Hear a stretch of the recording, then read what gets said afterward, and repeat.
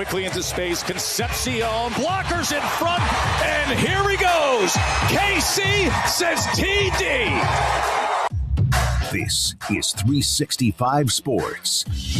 Final 30 seconds of the quarter. Second down throw to the end zone. Douglas. Touchdown, Texas Tech. What a drive. 365 Sports is presented by IdealMRI.com. High-quality MRIs for $497 or less. IdealMRI.com. Your health is important, so is your budget. Sorsby the key. What a cut! Broken ankles! See ya! 365 Sports is also brought to you by Texas Farm Bureau Insurance, protecting Texans since 1952. Another first down for Vandy. Pressure off the edge. He steps up, and now he's going to run for the end zone and score. Diego Pavia. Remember when you had a guy, someone who could fix anything? They're still out there at Batteries Plus. With their quick solutions and expert advice on batteries, key fobs, and phone repair, Batteries Plus will have you in and out and on your way in no time. Batteries Plus, the experts in charge. Brown takes another shot. Wide open Koger. Touchdown, South Florida. 63 yards. Now here's David Smoak, Paul Catalina, and Craig Smoak. Man, it's a glorious day where we are in Central Texas. Gorgeous weather. This is 365 Sports. Good afternoon. Craig Smoak and Paul Catalina with me. Garrett Ross and also Andrew Valade are behind the scenes doing what they do. And Brandon Rowe is back from a month off during the holidays. What a great contract he must have signed. So we have semifinal games tomorrow and then on Friday. So a lot to get through, and there's some drama in the transfer portal. Some teams get their quarterback, some still looking. And how about what's going on right now with Deont Williams at Washington? Signs with Washington, then enters the portal. This was something that even Jedd Fisch's wife was upset about, with him entering the portal during a funeral, and said something. And now this is a mess. I don't know who's trying to get him. Is it Miami? Is it somebody else? But this is a strange deal. We saw what Minchie did, said he was going to go to Nebraska. He never signed anything, ended up at Kentucky. This one's going to get like a legal mess right here. Well, I think it's going to be a legal mess for everybody involved in this, except for Deont Williams, because if you'll remember, a guy who's playing in the playoff this week, Xavier Lucas, did the same thing to Wisconsin last year when he went to Miami. Wisconsin is suing their NIL collective and the Big Ten. They're suing Miami, not Xavier Lucas, which is kind of surprising, but they're suing them because they believe he was tampered with. Washington will not put Deont Williams in the portal because his contract that he signed just 4 days ago, which is a 1-year, $4 million deal, states specifically that.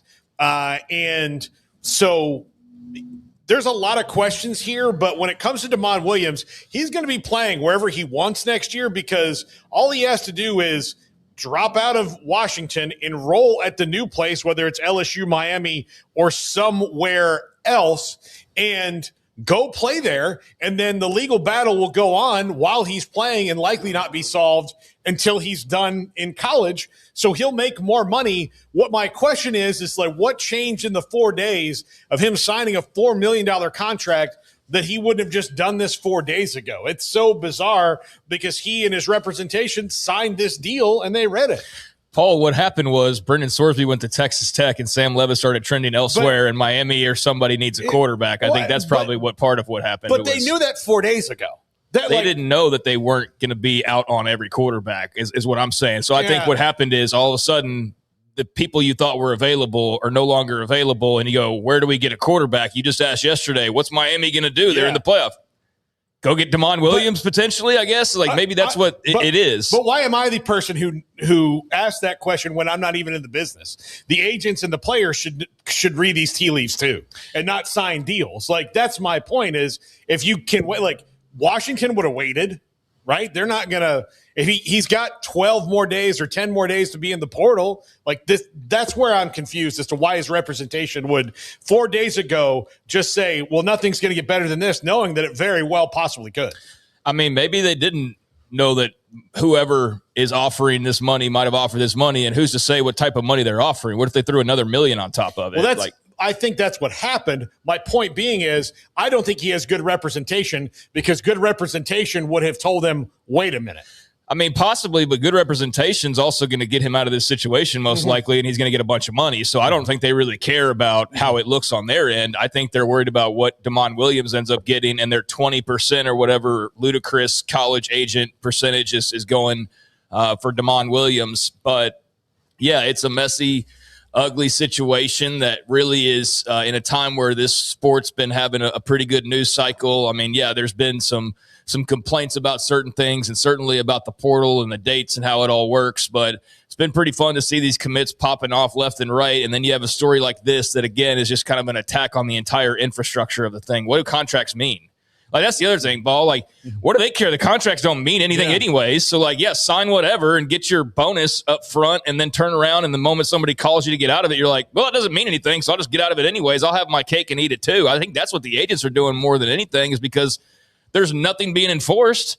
So, yeah, sign a deal with Washington, turn around and say, well, never mind, LSU just called, and they want to offer $5 million now. They're offering Sorsby money for Deont Williams. Like, yeah, I mean, without all the details, it's hard to say, but that's sure what it feels like, is they thought he was going to stay at Washington. And then I think as the quarterback dominoes fell, suddenly some teams become a little bit more needy. And I don't know what the back channels look like and who initiated what, but the timing of everything is certainly very suspect, and it's not the way the sport should be. Even if you love the messiness of it, we should not be signing guys and then turning around in less than a week's time and that guy saying that he's leaving after just signing a contract. The contracts mean nothing if you can do that. So what's the point in signing contracts if you're going to be able to turn around 4 days later and say, oh, I'm going somewhere else?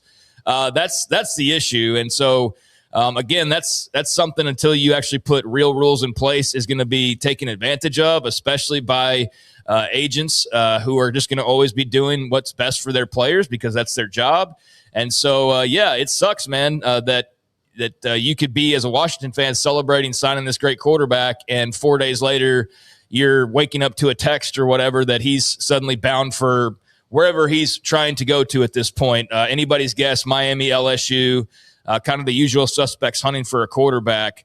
But, yeah, it's going to make for an interesting story when more details emerge, if and when they emerge. And then there is the ugly side of the timing of it all. And it's not just some funeral. It was a funeral for a Washington athlete that was ongoing. And apparently several of the players and whatnot were there. And so as they're sitting here remembering the tragic loss of a friend and a fellow student and whatnot, they're getting text messages about their quarterback bolting for the transfer portal. So I don't think that probably went over very well. And we'll see what happens here. But, yeah, this is the kind of stuff that only flies in college football. Like, this is the only sport where you're allowed to do something like this. And I know for the people who love the messiness, like, this is like, oh, man, like, or those rooting for the downfall of it, honestly, like, this is like, man, fantastic.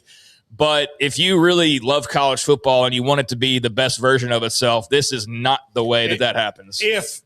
If anything, and like if you're a collective bargaining advocate, which most people are now turning into when it comes to college sports fans, if you are someone who thinks there should be a CBA, this is going to get that done faster than anything else when, you don't have enforceable contracts. And it's just it's going to follow Deont Williams around forever that he just, signed a contract and then left it. But it's not going to hurt him as much as. No, it's not going to hurt him in the slightest. It's not going to hurt him in the slightest, but the agents are going to get the money and he's going to get the money. Yeah. And a lot of feelings are going to be hurt. I don't know what the end run is in here, but there's not going to be like a suspension. It's not like pro football or whatever where they could maybe block the agent and get him out of the business because there are no rules for the agent. So we've seen Miami get sued by schools in the Big Ten and was it Wisconsin specifically? Yeah. And this is a situation that seemed like it would be ripe for perhaps some legal action as well. We'll see if that contract's worth the paper that it was printed on. But if Deont Williams is allowed to just get out of it, and look, we don't all know all the details. Like, we don't know the language in the contract and how all of that worked, but it does seem pretty black and white. You sign a contract saying you're coming back to school and you're going to make $4 million a year, and then you turn around in less than a week's time and you're suddenly saying, "Sorry guys, I'm out of here."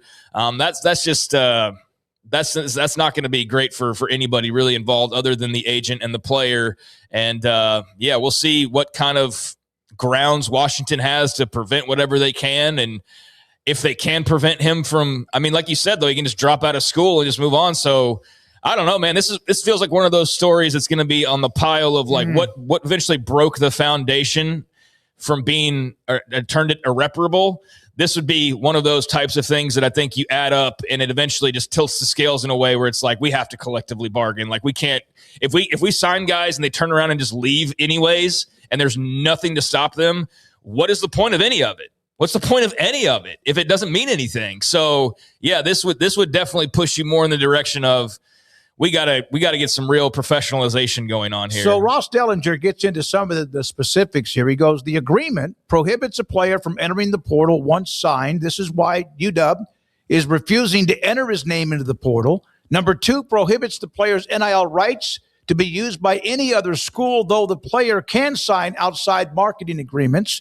Big Ten Commissioner Tony Petitti, coincidentally in Seattle this week for a memorial service, that was the funeral we discussed, is heavily involved in the matter along with other Big Ten officials. The league is standing by Washington fervent approach to the contract. And also, Washington officials are expected to communicate later today with Deont Williams' reps and regarding the situation, the next steps with UW refusing to enter the name in the portal. He is not permitted to hold conversations with other programs. Well, here's an interesting wrinkle. If they're planning on holding on to him, Matt Zenitz in the last 30 seconds is reporting that former Missouri quarterback Bo Pribula is visiting Washington now.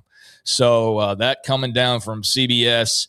And as he mentions in the tweet, in the wake of Husky star Deont Williams announcing last night that he plans to enter the portal. So Washington, I think for the sake of everybody, needs to fight this because there needs to be some teeth to these things, or else, again, none of it means anything.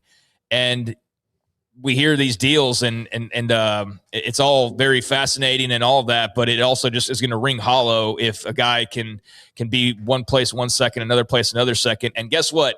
For all of the, coaches move around, but they don't get to do this. Like, this is where there's literally no rules if you're allowed to do that. So Washington, at the very least, is assuming he's probably going to be gone one way or another.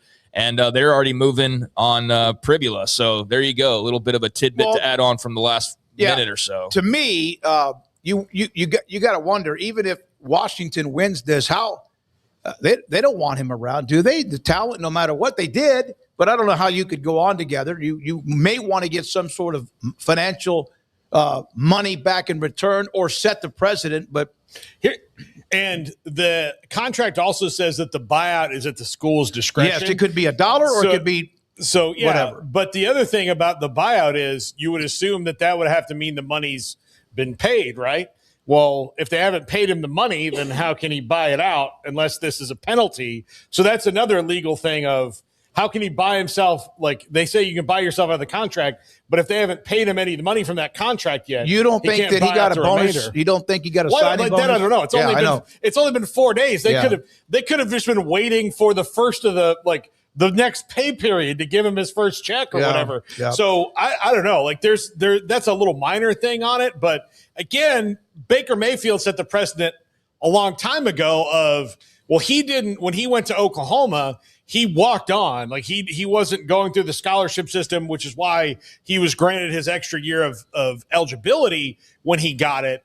And so this is similar to that in that he's just going to go walk on and get paid by somebody who's going to give him money in a different aspect. So if he's going to get $5 million at LSU or Miami or some other school, then he's just going to go get that. Yeah, Pribula, not Pribula. I always forget which the proper pronunciation is, and I got to make sure I get that right. So Pribula, I just flip-flop on that. But, yeah, that's the move Washington appears to be making, and we'll see what move that Deont Williams makes. But when you've got Jedd Fisch's wife that's calling his actions disgusting for this news being announced during the funeral for a Washington athlete, like, yeah, there's a bridge that's been burned there. And I don't see a situation where even if you were legally found to be correct in this situation that because of the time it would take and all the uncertainty of it, but also just the way I would imagine the Washington team is not very happy with things. Like, yeah, he's done as a Husky. And we'll see if he's a Tiger or Cane or something along those lines. And I think there should be some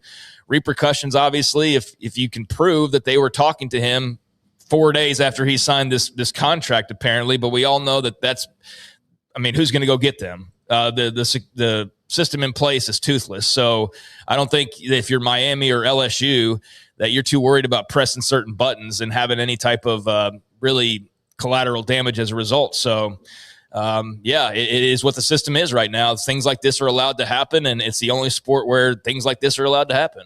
Conflicting reports from some who are following this, whether or not when he signed the deal it went into effect, or was there a date starting after the portal closed? And that's an important note. Yeah, I mean, that's a very valid point, is we see contract and we just assume. And so, yeah, what are the details of that contract? Because if it does say a later date, this doesn't kick in till January 10th, then technically you're not in the wrong. And so that's the kind of stuff where, again, though, this is where the lack of transparency can lead to people going in every direction. And maybe it is, I mean, I don't know about like morally wrong or anything, but like it's not a good look regardless of what the contract said. If the agents who represent him when he signed the deal, whether it's 3.5, 4, whatever million, did not have him get an immediate signing bonus, unless that's not able to, you're not able to do that for semester start. What if they didn't get a signing bonus when he signed the contract? They're not doing a very good job either. Well, I'm sure they did. I mean, these are the same types of people that are charging 20% fees when NFL agents charge less than 10. So I'm sure those sharks are going to get what they can. And if not, again, that would be interesting to know of like, okay, well then if you're not getting anything out of it, then what changed and how did this change? And so the devil will be in the details, like a lot of this. And, yeah, what does that contract actually say? Is he breaking the contract, or is he legally not breaking the contract? Because that is two different stories. But either way, he is not welcome at Washington anymore, pretty clearly based on the reaction. And I don't think he's going to be playing in purple and gold any longer. Whatever he ends up doing, it'll be somewhere else. And I think it is a bad look regardless of what the contract says, because you just had this big graphic and you're coming back and we'll run it back and all this, and now you're just sliding out the back door. So, yeah, it's very interesting. And like I said, I think this is one of those stories that just adds to the weight and like how much weight can you hold before this bow breaks. And I think we're hearing it creak a lot right now. Well, yeah, the Minchie thing, at least he hadn't signed anything and decided to change his mind. Kids do that all the time, even if they're high school players who commit to some school. DJ Lagway, I do know for sure, is on the campus at Baylor University. The Florida transfer is looking around. And, oh, by the way, even Stanford and Ole Miss are trying to get involved in this, but he's been to Virginia.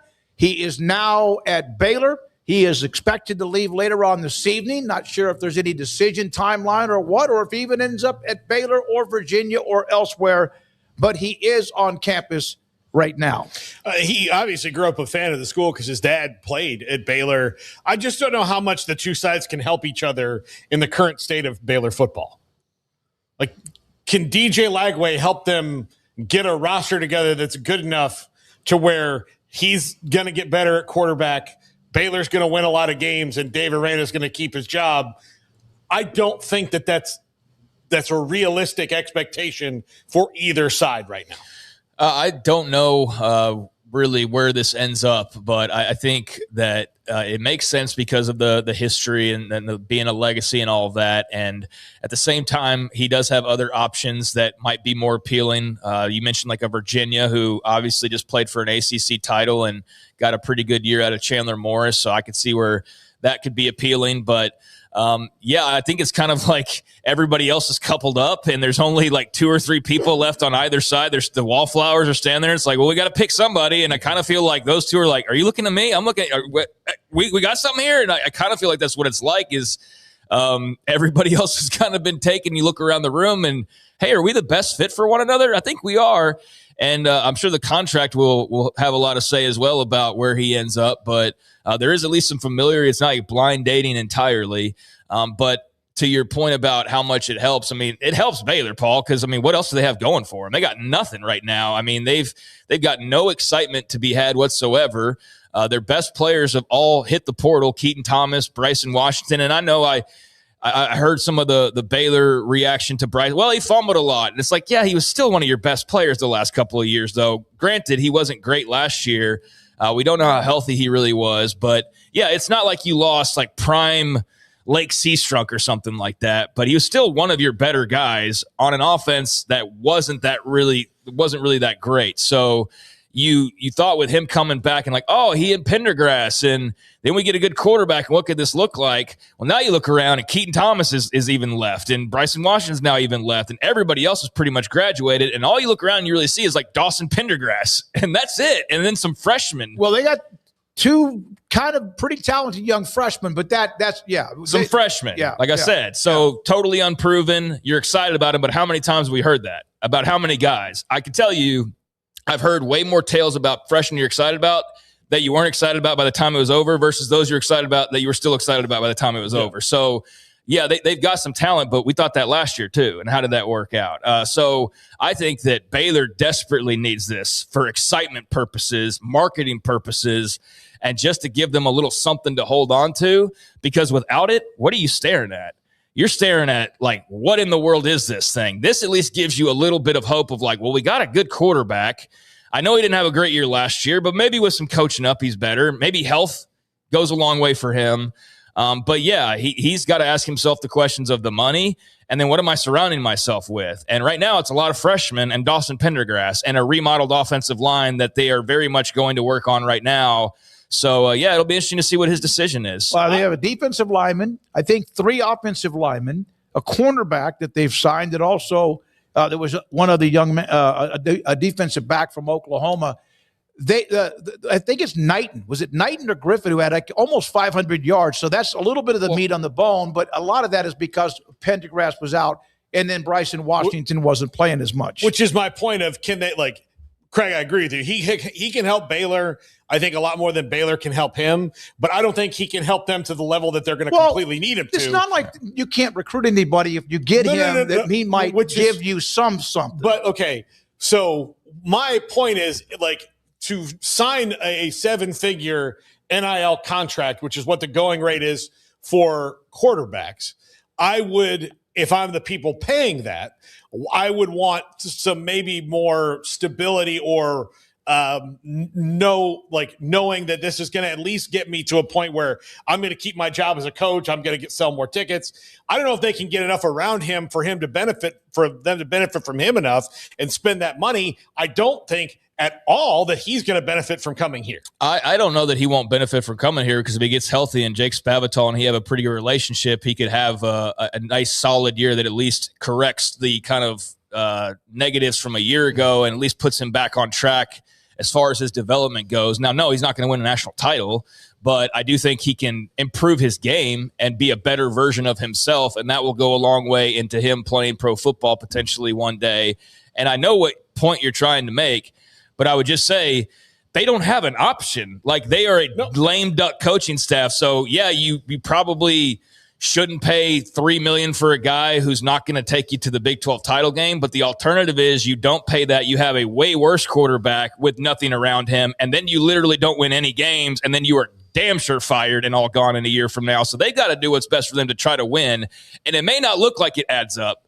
It may not look like 2 plus Lagway equals 4, but they've got to do whatever they can do to try to make this thing as good as they can. And DJ Lagway is their best option at quarterback. And they right even now lost Walker White, the young man from Auburn, and he's in the portal. And Robertson, of course, on his way, hopefully a chance to play. He does have a chance to play in the NFL. So he's in town, expected to leave sometime this evening. Not sure what the timeline or expectations are when he leaves.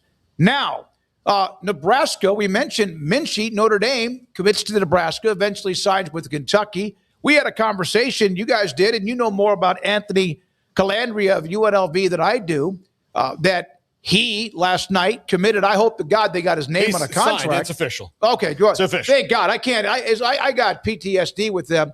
But he from UNLV, and Craig, you even said in that conversation, I've seen him play maybe 20 snaps, that of all the names, Paul, you rattled off, that was the one you thought would probably be the best.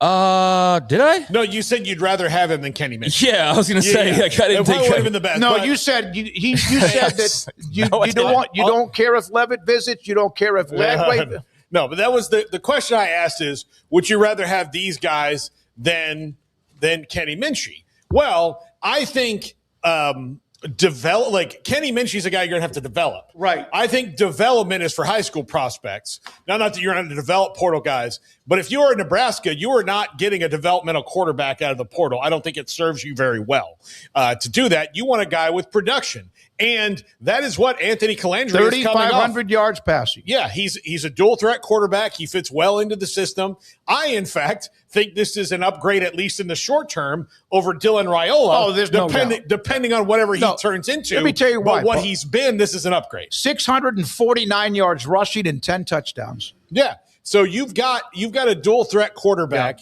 here in Dana Holgerson's offense for Matt Rule that is going to be better than what you had before, at least right now. Like right now, it's an immediate upgrade.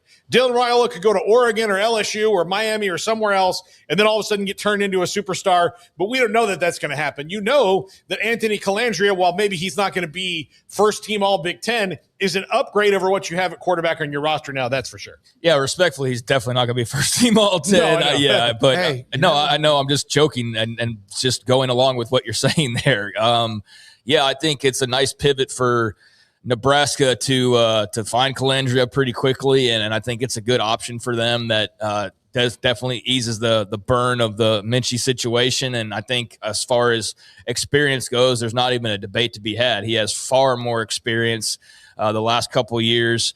He is on his third school, so another one of those guys, it's almost just commonplace to be on 3 schools now, but he's played a lot of football, especially compared to Minchie. And I don't know if you tested them out as athletes and NFL pro potential, and you said if they were all maxed to 10 skill wise, who would be the best prospect? Maybe Minchie would be, but as far as what we've actually seen from these guys, you're getting a far more certain thing in Anthony Calandria than you were getting in Kenny Minchie. So I think that Holgerson and Rule did a nice job of moving quickly and finding a proven solid quarterback who maybe can be even better than that for you. He's a dual threat type of a guy. There's a lot to like about his game. He's not going to be first team all Big Ten. He's not going to be a top NFL draft pick, but he could definitely be an all-conference type of a guy with a good year and can definitely help them win some football games. And compared to the quarterback play we've seen there the last few years, I don't think he's going to throw interceptions at the worst possible time every single time like it seemed we got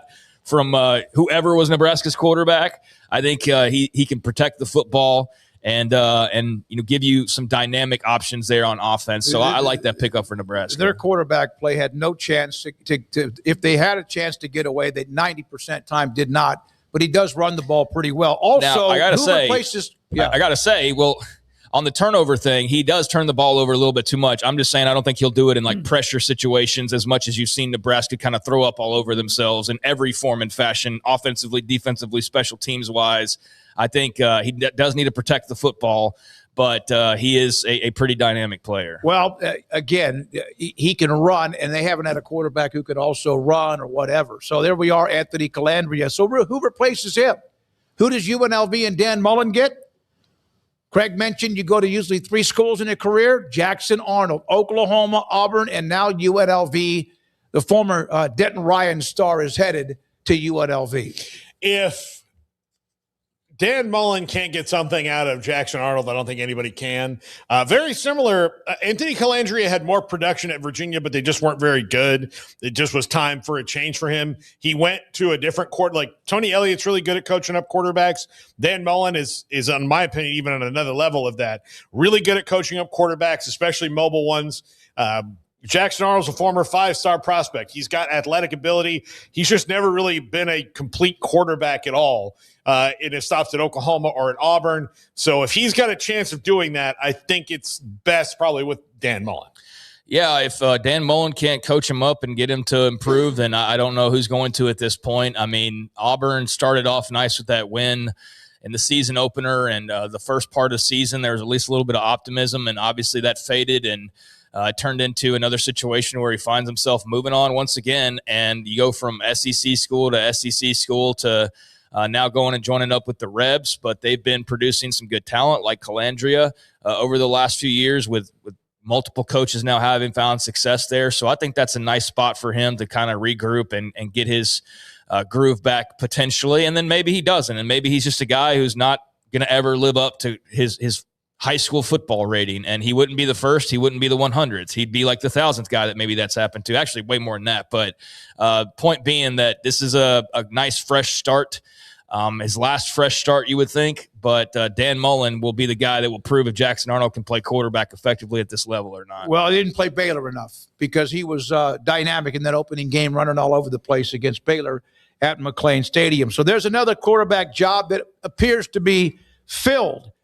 Aiden Chiles, who was at Michigan State, Oregon State, is headed and committed to Northwestern. And I tell you what, Coach Braun's doing a pretty good job there. They got the stadium that's being, of course, put together. And what is it? Chip Kelly, the offensive coordinator, and Aiden Chiles, who's been around himself, is now headed to play in the stay in the Big Ten from Michigan State to Northwestern. Yeah, curious to see how this goes. I had high hopes for him at Michigan State under the Jonathan Smith, but man, you don't want to talk about something that you think is a fit and that will do well, and then Jonathan Smith was not a fit there at all, and I think he'll probably wind up, being successful along the way somewhere else. And hopefully Aiden Chiles can help out Northwestern here. They're a school that gets a lot of transfer quarterbacks because they either have one coming in Brendan Sullivan was there and then he was at Tulane, and they're kind of revolving doors. So this is their latest 1-year hitch at quarterback for Northwestern. Yeah, it's a nice name on paper. Kelly makes it exciting to see what they can put together. Chiles hopefully can stay healthy, and maybe the third time's a charm for him. But yeah, for all of the talk about that move to Michigan State, that amounted to absolutely nothing whatsoever. And that's a program, when I hear them now, I'm like, God, man, it feels like forever since they've been relevant. And I don't mean that as a shot. It's just that there was a time period there 10 years ago, granted, but they're winning the Cotton Bowl and they're in the mix. And it just feels like they've been pretty out in the nether realm now for the past 3 or 4 years or so. But I thought that much more would come out of that partnership in East Lansing. It fizzled very, very quickly. So yeah, let's see what Chip Kelly can get out of them. And for Northwestern, it's an exciting collection of guys early on here that you go, okay, well, if this all works out, it could maybe spark a little something. And then there's the merry-go-round. And so we mentioned who replaces Calandria at UNLV. We talked about Jackson Arnold. Aiden Chiles goes to Northwestern. So who's replacing Sorsby at Cincinnati? They are headed to J.C. French era. The Georgia Southern quarterback has committed to play for Scott Satterfield and the Bearcats. Yeah, this is an interesting one. Big numbers at Georgia Southern. And Scott Satterfield has kind of dipped into this level throughout this portal and getting some guys. There's a near total rebuild of their offense at Cincinnati. It wasn't just Sorsby who left. Evan Pryor went to Florida. I mean, there's a lot of players that left that roster, and Scott Satterfield will be kind of under the gun this year, much like Lance Leipold and Dave Aranda will be to produce. So this one's good. I'm interested to see how J.C. French does in the Big 12. Yeah, I don't have a breakdown on him. Seen very little of him, so I don't really. I need to go. I mean, not that I'm a X and O tape breakdown type of guy. I leave that to the guys who know how to do that sort of thing. But I haven't seen much of him either. So I need to brush up on more J.C. French and who exactly Cincinnati's getting. But they had to do something, obviously, with Sorsby exiting stage door right for Lubbock. And I think it's a really kind of testy situation at Cincinnati right now with Satterfield in general, just the flailing down the stretch the last couple years. And I think, unfortunately for them, after the big excitement of finding themselves in the Big 12, fresh off a playoff run, mind you, a legit Final Four version of the playoff Cincinnati was able to make, couldn't have gotten any higher as a program. Then they get into the quote-unquote power league in the midst of all this realignment. It's getting even better. And since they've been in the Big 12, it's been a lot of hit or miss, and especially down the stretches, a lot of misses. And so it left a bad taste in your mouth, and then Sorsby leaves, and it leaves an extra bad taste in your mouth. And, we'll see what J.C. French can do for them. But it just feels like it's very just uncertain times there at Cincinnati, and just kind of a lot of about the state of things. So one note about Brendan Sorsby, again, is that Ross Dellinger had this. The services agreement, LSU had proposed a contract, an NIL deal, a guarantee of $3.5 million. They actually have the records, et cetera, when you ask for that. And he was guaranteed $3.5 million. There's reports about whatever he's getting from Tech. Bottom line is his girlfriend at 5. Well, that's a report. I don't know if that's official or not. And eventually somebody will have that too. But that's what LSU was looking at. And he did travel to Baton Rouge after he was in Lubbock, and eventually decided he's going to Tech, where I think most people thought that's where he would end up. His girlfriend, the volleyball player, pretty good player coming in from Cincinnati. She's already there. But there's the note about what LSU was proposing for Brendan Sorsby. Yeah, and look, he got more money out of Tech, and that's nice for him. But that was just maybe their first offer, and then he called Tech, and they said, yeah, $5 million, and he just scooted on back over to West Texas. Well, it's pretty widely been said, and I don't know where it originated exactly, but it's been echoed throughout that Tech said when he left for Baton Rouge that we'll match whatever. So, they matched, and I guess topped if 5 is correct. I don't know that it is, but that's what's been widely thrown around was the $5 million number. So whether that's true or not, I don't know, but I think every Tech account that I've seen have any type of response to this has said that he was told, we're going to match you. So it wasn't a money issue. It was more Lane Kiffin and them weren't going to be able to money whip him. They were going to have to find another way to land him.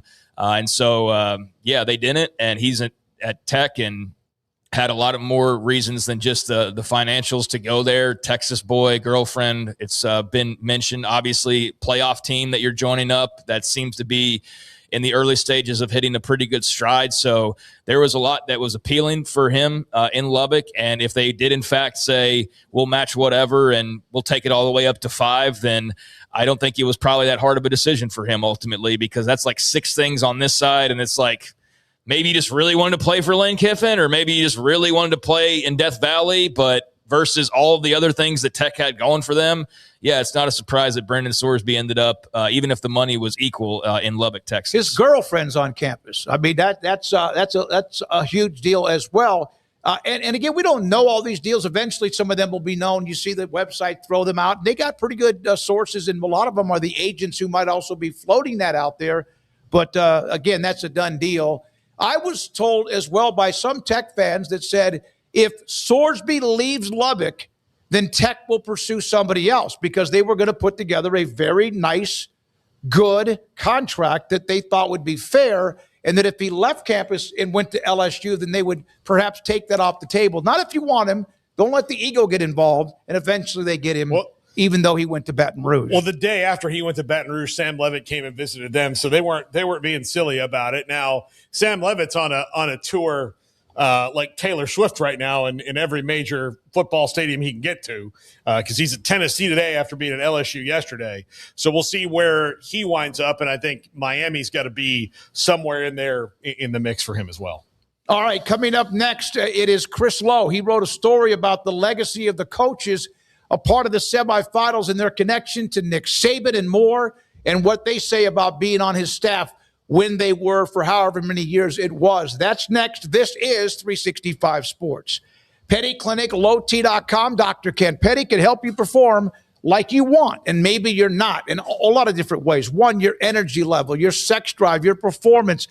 You're not the same, and that happens at times. 1 out of every 3 to 4 men, once you get into your probably early 40s and eventually a little bit later, you can start to have testosterone levels drop. So what can you do about it? And is it your testosterone level that's creating some of this? Dr. Kent Petty will set you up, and his staff will set you up to get your blood work. Take care of that. Get the results. Get in touch with you. Maybe your testosterone level is pretty good, 6, 7, 800. Maybe in kind of a rare way, it's too high. And then maybe it's very low, 200, 300. You need to get that boosted up so you could also get everything else taken care of and get back to who you want to be. Dr. Kent Petty at pettycliniclowt.com.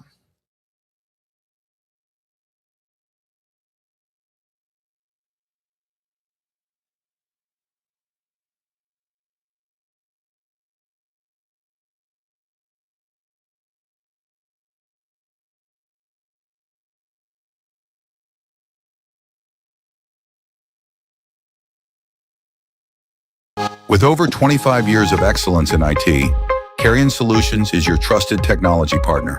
From managed IT services to cutting-edge cybersecurity, our expert team delivers tailored solutions that drive success. Our portfolio includes products such as Veeam, Bitdefender, Microsoft, Cisco, and Fortinet. Call David Carrion and his team of experts. Call 888-522-2221 or visit us at carrionsolutions.com. At BK Ford, we step onto the field every day for our customers. Here, legends are born and glory is earned. The spirit of competition unites us all as we stand as one. It's more than a truck, it's a passion. Get ready for the thrill, the triumphs, and the unforgettable moments that only BK Ford can deliver. Are you ready to experience better? BK Ford.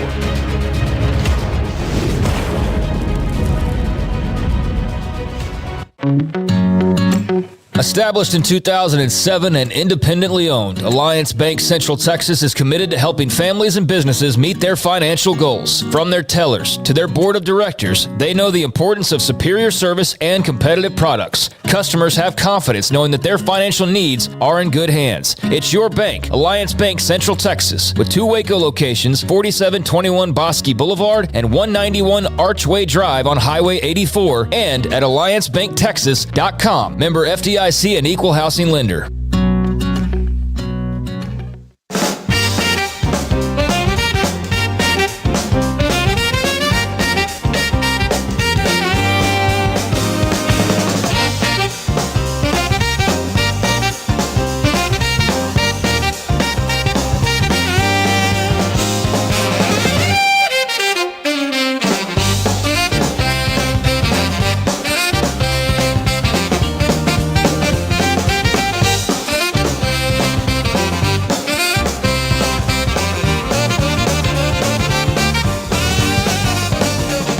So it's football season, and we can create your outdoor tailgating spaces that is actually a part of your home. Bifold doors that tie in the inside and the outside, and you can gain anywhere from 1,000 to 5,000 square feet living space, all while taking in the big game poolside.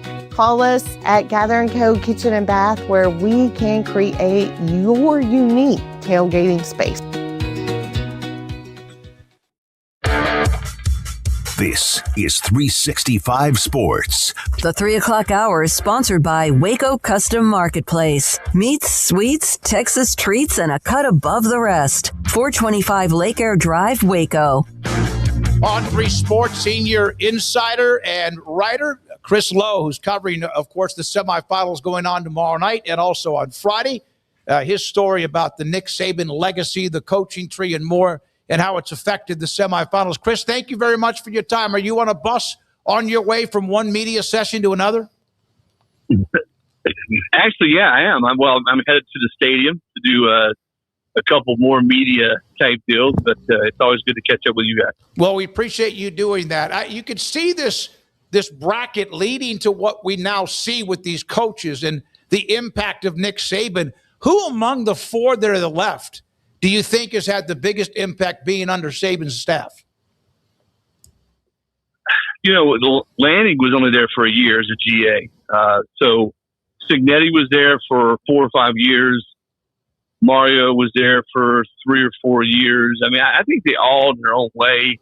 I know that in talking to Nick about all 4 of those guys, and certainly Pete Golding was there for 3 or 4 years too as well, I would think maybe as crazy as it sounds, maybe Dan Lanning, because I've been to watch them practice, and when you watch Oregon practice on Thursday and Friday, it looks exactly like an Alabama practice, and the way he is able to press different buttons with different players. That's the thing about Saban I always thought was most underrated is, he was a tough, hard-nosed guy who kept his standard at a very high level, but he knew the right times to get in a kid's grill and when not to. And when and even I think Nick said it in the article that Dan's ability to relate with players and to connect, especially in this day and age, is something that's really sort of set him apart. And I think the other part too about that is, when Dan left Alabama, he went to Memphis for a couple of years, and then he went to work for Kirby Smart for several years. And of all the assistants that have coached under Nick Saban, Kirby Smart is the closest. Chris, when it comes to the four teams that are left, which one do you think is the one that's the deepest and built the best, and which one is like maybe more of a fairy tale story? Well, I'll sort of lean on Nick Saban here. He was pretty adamant when I talked to him that the best team he saw and the most complete team he saw here was Indiana. And I agree with him. I saw Indiana play twice this year. I saw them at Oregon in the regular season, and I went to the Big Ten championship game when they beat Ohio State. And there's just not a lot of weaknesses on that team. And they tackle well. They game tackle. Their receivers are really good. They've got the Heisman Trophy winner at quarterback. And on their defensive front, the thing, and I'll be the first to raise my hand and admit this, I wondered up front defensively if they were good enough to beat and aggressive and disruptive enough to beat the kind of teams they're going to need to beat to win a title. Well, the answer to that is yes, yes, yes. I mean, they get off the football. They don't have a lot of 320, 30-pound guys up front, but man, they play low. And again, I can't emphasize this enough. When you watch them play defense, there's always 2-3 guys around the football. And the word that Nick used for that team and what Cignetti has built at Indiana is elite. He said that several times, that they are an elite football program who are playing at that level. So I think that's the team right now. And we know you got to go out and do it. All four of these teams are capable. But based on what I've seen from Indiana, and I think the thing, too, that's most impressive is they lost their best edge rusher, Daly.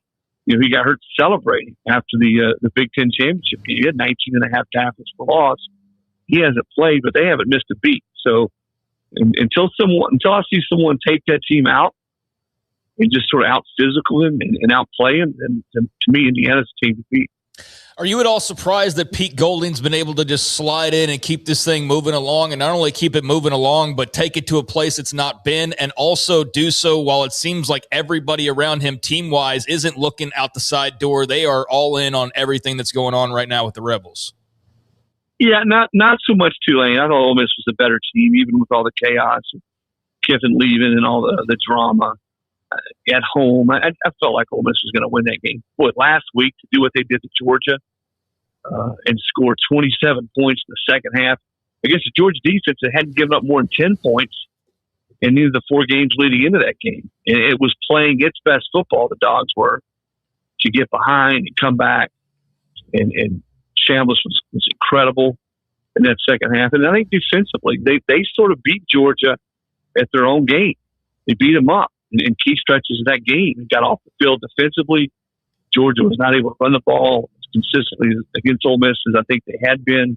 So that's the game that to me, I was most impressed with. But this team is truly galvanized. I mean, it's, there's no secret. There's some guys on the team that are still peeved at Kiffin for leaving and sort of the way it went down. But I think the better story to me and the more accurate story is how these guys have really bonded together. And I don't care who is coaching them. I give Pete credit for sort of, again, pressing the right buttons and getting these guys on the right page and saying, hey, we believe in you. We're doing this all year long. Try to reinvent the wheel just because Lane Kiffin's not here.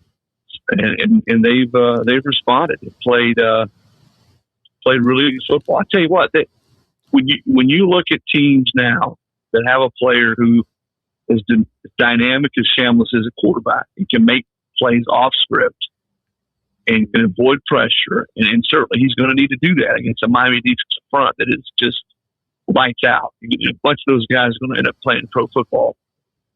But when you get a player that they feel the pressure, find people down the field, which Shambles was, magician at against Georgia, you've always got a shot.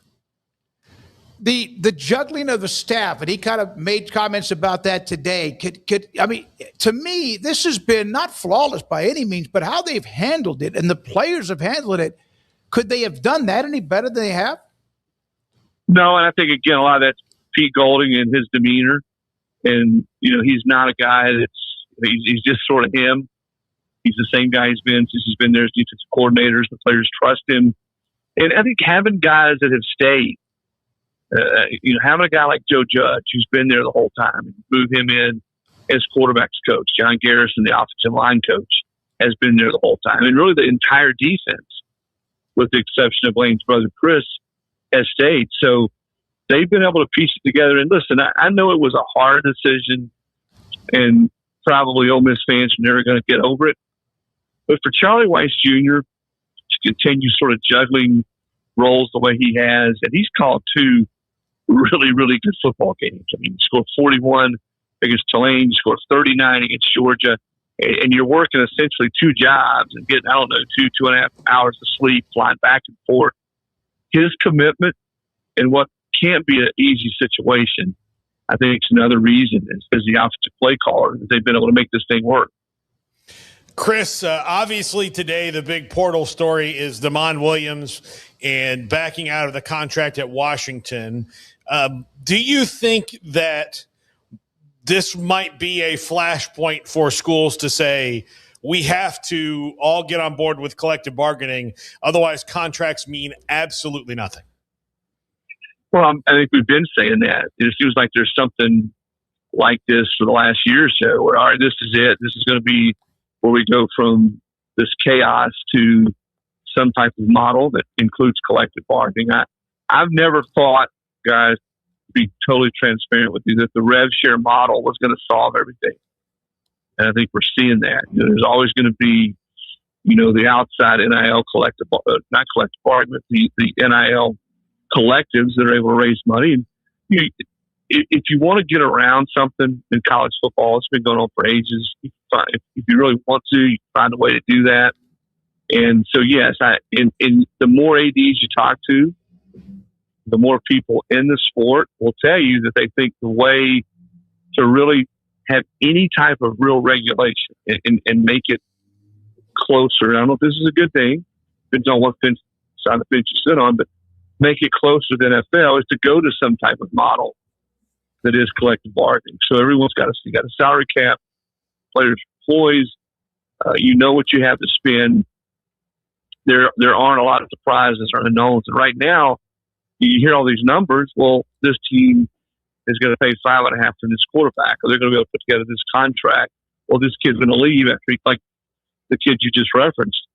There just seemingly is no uniformity whatsoever. And I think everyone is to the point now where they're listening. These kids should be getting paid. They're the reason fans are flocking. Let's not forget this: flocking to the stadium in record numbers. TV viewership's up. That they're going to watch the players play, so they deserve a big chunk of the pie. But how do you make it work? And I think what we've seen the last couple of years clearly doesn't work, and probably collective bargaining is the way eventually we're going to go. Chris, I was just wondering, because we talk a lot of Big 12 on this show, of just in your travails and talks with people of just kind of the consensus, if there was much of one on the topic of Texas Tech and just kind of how they've best utilized the system to their advantage. Very successful year, and they're doubling down, man. They're tripling down. Like this, they're not going anywhere. Much discussion, like in talking to other coaches and whatnot throughout the year on the Texas Tech side of things. Yeah, Indy. If you pump truth serum in them, I mean, listen, hey, why not? If you're Texas Tech, you got some money with that kind of cash, and the rules are what they are or aren't right now. Why do you not play the system for what it is? And anybody that says, well, this is not what football is supposed to be. I mean, we can sit here and argue that all day long, college sports anyway. But again, most of these guys that are saying that wish they had that type of setup. They had that type of cash, that type of money to attract players. And we've got 4 teams now. Texas Tech, not one of them, but you got 4 teams now in the semifinal.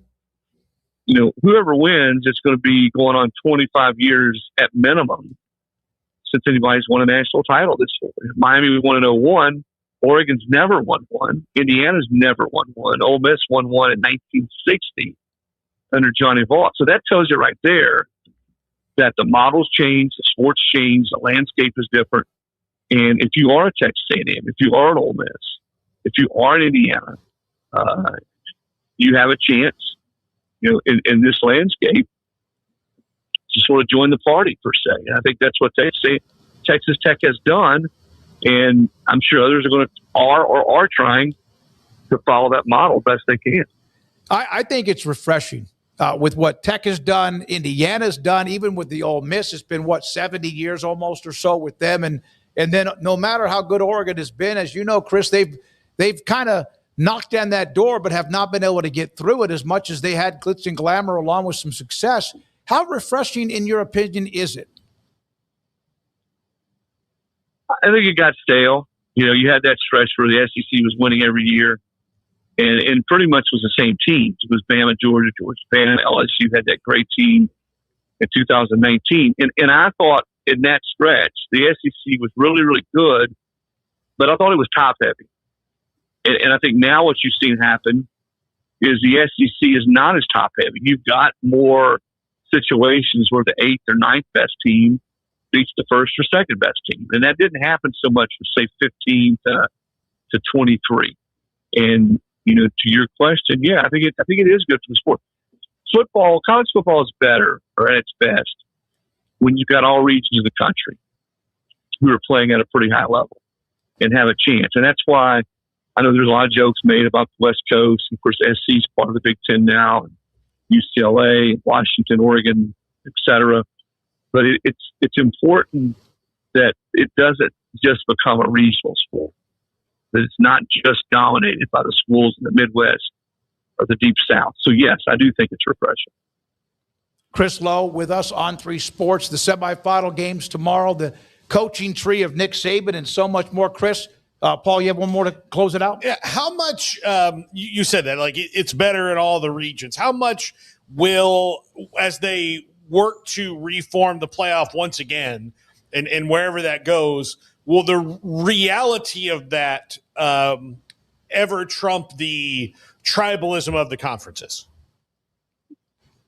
Well, I mean, what I hope we don't get into is that inclusivity trumps everything else, and we're just going to make it where, all right, we're going to make sure we're going to, everybody gets a trophy type of thing, and just because you win a conference championship that you're going to be in over a team that's clearly better. I think there's got to be a way to structure this thing where we get the best 12. I do think we're going to get to 16 teams. It's not next year, pretty soon. I just think there's too much money that's left on the ground, and I think there's, people want to see, a Notre Dame or a Texas. I would have loved to have seen Vanderbilt get a chance. I mean, when are we going to ever see Vanderbilt win 10 games in a season? And so get those type of teams who deserve and earned it into the playoff. It's get in best 12, most deserving 12. I mean, we can have all sorts of definitions of what that means. As my dear friend Roy Kramer, who we lost a few months ago, used to always tell me, he'd say, Chris, it's never going to be apples to apples in college football. We were trying to pick a system to determine the national champion because the sport is not set up that way. Conferences are different. Schedules are different. Even schedules within conferences are oftentimes imbalanced. And there's always going to be some type of controversy or considerable angst when they start selecting the teams. Chris, thank you very much. Appreciate it. Enjoy the semifinals. We appreciate your time and doing the great work on 3. Appreciate it. Well, thank you, guys. Take care. That's Chris Lowe. By the way, we have even seen some, whether it's media analysts or whoever, broadcasters, even coaches or those in college football talk about, the pro football model. The 8 and 9 Carolina Panthers are in the playoffs. And I think the NFL pretty much everything they do is almost flawless. Not every decision, but they got a pretty good thing going. But the 8-9 Carolina Panthers won a division. They're going to be in the playoffs. It happens, even if you were to go to divisions, etc. You know what's kind of funny about that, though, from the Panthers' perspective, there's nobody in the NFC that can gripe about them being in over them with a better record, which has happened, which could happen. Yeah, like why aren't other teams who are 10-9 or 10-7 or whatever? There's not a 10-7 team out there that has that gripe because the teams are so close together.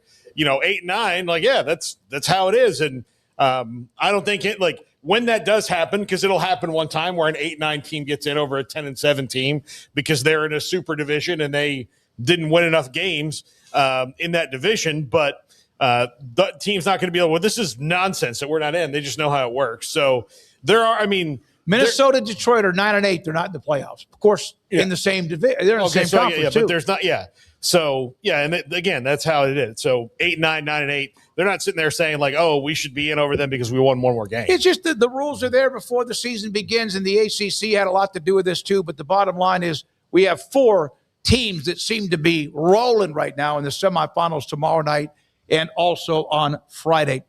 And the NFL is not going to change their rule during the offseason and have all these committee meetings about we can't have this happen. Maybe one day they'll go to the seeding like they have in the NBA or maybe in hockey. I don't know. Coming up, we continue with what we have today. By the way, a little bit later on, we'll do our 2 semifinal picks and see where we are. But coming up next, more from college football, including the semifinals.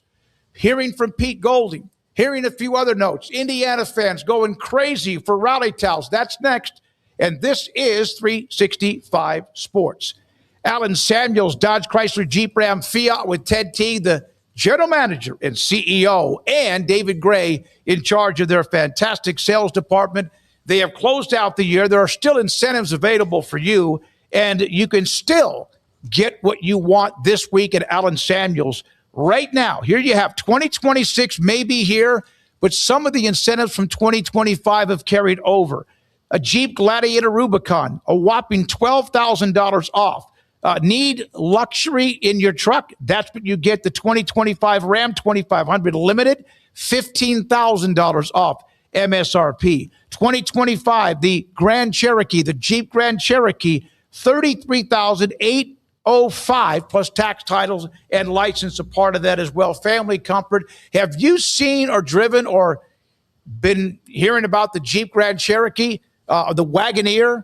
Those are great SUVs, and you can find all of those, the Ram trucks that are awarded every year, Jeep SUVs, and more. And of course, a very nice variety of pre-owned cars, too. I bought one there in 2020 and still driving the 2017 Ford Explorer. I love that car. It's Alan Samuels, Dodge Chrysler Jeep Ram Fiat, Ted Teague, CEO and General Manager, David Gray and his sales staff, Loop 340 east of 84 in Waco.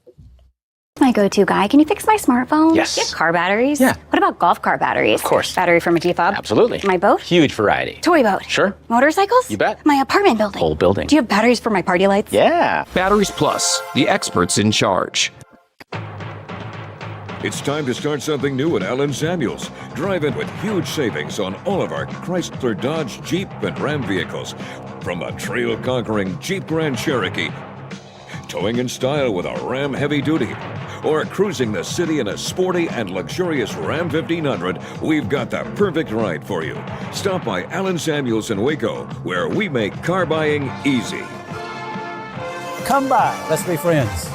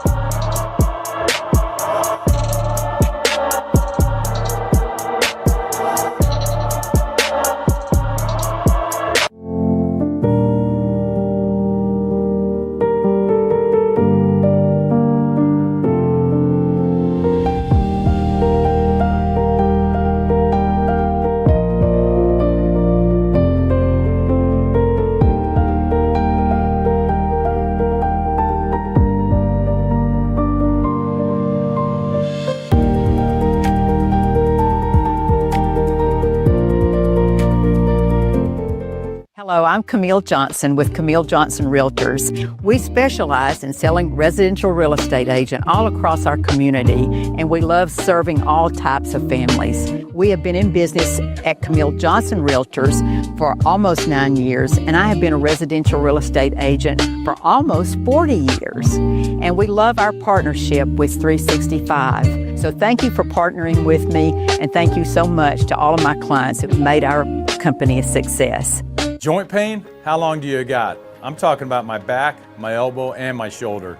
24 years in the majors. Roger the Rocket Clemens dominated the game, but even legends feel wear and tear. I put my body through a lot for baseball. I didn't want more surgeries. QC Kinetics regenerative treatments use your body's natural healing properties to help restore joints without surgery. And the results? Pain is gone, I'm back, thanks to QC Kinetics. Schedule your free consultation today. Better starts here. Probably go another 3 innings. You got batteries for my side-by-side? Yes. Replace my flashlight? Sure thing. What about my business? Ooh, good one. 100%. Batteries for my fleet of trucks? Got floor scrubbers? Yes, and fire panels. We have pallets of batteries. Well, what about... As your go-to guy, if it needs a battery, we have it. Well, that's all you had to say. Could have led with that. Batteries Plus, the experts in charge. This is 365 Sports. So we mentioned the semifinals, bunch of different media sessions and more. Indiana and Oregon in a rematch, plus the Miami game against Ole Miss. With all of what they've been able to do, I got to tell you, what Pete Golden and that staff have done, those who either come back or not, is staggering to me, because that could absolutely have driven that team right into the dirt, and they have not allowed that to do that. And even some drama going on, in fact, even this week, with who's going to coach, who's going to be there, or who is not. So, Indiana, they have the game with Oregon, and their fans were lining up outside of the athletic department to get rally towels for the game coming up. Look at this line, the video of dozens and dozens and hundreds and hundreds. You not have it, Brandon? I was going to talk over it. Look at this line. You guys say, okay, it's going to end. No, it's not. And then there's more. And then there's more. And this apparently went on for like well over a half a mile as Indiana fans lining up to get their rally towels coming up for their semifinal. I'm sure there's examples like in pro sports where a team has never won before, then all of a sudden they do. But this is, it's really neat to see that fan base. They always knew basketball with Bob Knight, et cetera, not as much lately. But when you have something that came out of nowhere and get to embrace it and enjoy it, I hope all of them are enjoying every second of this. Yeah, it's a great ride. And look, it doesn't appear to be stopping anytime soon because of what they are. They're a football school now, too. And they've got a bunch of money coming in NIL from people like Mark Cuban and all around for every sport. So I hope they do enjoy it. I hope that, and it would be, if I was an Indiana fan, look, I'm not an Indiana fan, and if you told me in my lifetime that I would see Indiana even competing for a national championship in football, I'd have been like, I don't know what's going to happen for that to have to work. But, man, here they are. So, yeah, it's really cool to see that. So as we got guest mentioned the other day, they've got a massive fan base, and maybe you just didn't know it because they haven't been out in full force, and now they are. And you're seeing the support that Indiana has, and when things are cooking, they got a lot of ingredients to work with, and right now it's paying off not only in results but also in recruiting. And I think this thing, much like out the way they feel in Lubbock, Texas, but even to a higher degree, you feel like this is something that's just getting started. You got Cignetti inked and locked down now as well. Heisman Trophy winner in your back pocket, so they're actually a bit further ahead, quite a ways further ahead, I guess, as far as accomplishments go, but there are a couple of disruptors, and we'll see how much more disruption Indiana can create. But they are sitting pretty, and they're the favorite, I think, at this point to win the whole damn thing. So it's been a strange year in a good way with the unforeseen, I guess, just amount of turnover and parity and things like that. But just wait until we're talking about potential national champion Indiana and them actually being crowned. Now, maybe they don't get there. But if they do, when they do, that's going to really be a very interesting day because that's just going to be something nobody ever, even the most ardent Indiana fan, could ever have cooked up in their imagination. All right, so after last year when they were really good and lost in the playoff, and that you could just see that the Cignetti had something special, How many thought that they would follow up this year and be better?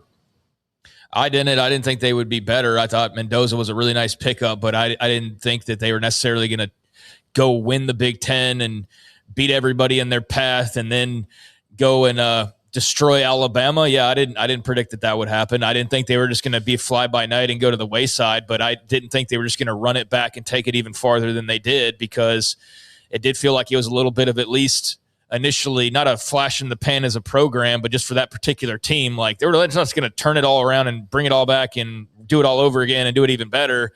I was wrong. They did exactly that. They lost some guys, got some others that came in and didn't skip a beat, and if anything, enhanced them even further. And they've taken it to a level that I thought maybe would take 2 or 3 years to get to, but they've done it in record time, and it's been obviously awfully impressive. Yeah, and the knock on Indiana last year, or the reason, they got in the playoff because they drew in the first year of this massive Big Ten schedule. They drew the long straw. They didn't have to play any of the top teams but Ohio State, and they lost to Ohio State, and then they lost in the playoff to Notre Dame. So everybody thought, okay, well, we saw Indiana's best year ever. They got there. They went 11-2, and good for them, or 10-2. I guess it'd have been 11-2. They went 11-2. That's great. They'll turn around next year, and even though they might be better, the schedule's tougher. Oregon's on it. Ohio, all these, they'll drop off. That didn't happen. No. They got better. So they took the next step because of Kurt Cignetti and that staff. I think it's because people may have seen some of what they did on offense with passing the ball the way they did, and the receivers, et cetera, that maybe people thought too much about, that they just had some good skill people. I know for a fact I did it. I'm sure even some in football never realized that how good they were building a defensive, not just the front, but a defensive team on the other side. Because so you think about their season, they have that kind of year, and they end up winning 3 games that they should win against Old Dominion, Kennesaw State, Indiana State. They win every one of them, although Old Dominion was a 2-touchdown game. And then they splattered Illinois. What was it, like 60? Was it 65-10 or something? They then beat Iowa in a game by 5 points at Iowa. Then they go to Oregon and win by 10. And so you're all of a sudden like, oh, damn. That's a pretty good threesome right there, winning the game against Illinois, Iowa, and also Oregon. And then they started cruising through the rest of their schedule. Yeah, I mean, and everybody thought, except Penn State, which was interesting. Well, and look, that was one of the games on the schedule this year. Oregon, they had Oregon and Penn State, and I think everybody thought, well, that's where the men meet the boys, and all that. And it's, Penn State gave them a run for their money. But again, every team, every season has a game like that where you're the better team, but you don't have your best stuff. And what that game told me about Indiana is this is a team that can win when they don't have their best stuff. And that is something that is true to me throughout sports. If you're a good enough pitcher to win a game when the curveball's not curving, if you're a good enough shooter to shoot your way out of a slump when you start 0 for 9, if you are a team that can, not really run the ball, that's not, converting on third downs like you used to, that's, the weather wasn't great that day, that's kind of stuck in it, and you can turn around and win, that means you can pretty much win in any situation. Yeah, if you can win on your bad day, if a pitcher can win a game when he doesn't have his best stuff, that you grind through it or whatever. So there we are. So Ole Miss, Miami, that's in the Fiesta Bowl, by the way. And then Indiana, Oregon will play in Atlanta in the Peach Bowl. Pete Golding confirming, and Brandon, we have this from, there you go, confirming that Joe Cox and George McDonald are 2 offensive coaches who will not be there for the Fiesta Bowl. Do they want to be here? Here's his quote. Do they want to be here? Damn right they do, but notes that LSU has 35 players in the portal, and they have jobs they're also being paid to do. This was just a matter of time of how deep into the playoff that Lane Kiffin would be patient and or understand. He's got a job to do. He's got a staff that they need to be doing some work. They're looking for a quarterback too. So if he was going to, he did say, did he not, that he wanted to coach Ole Miss through the playoffs if he could?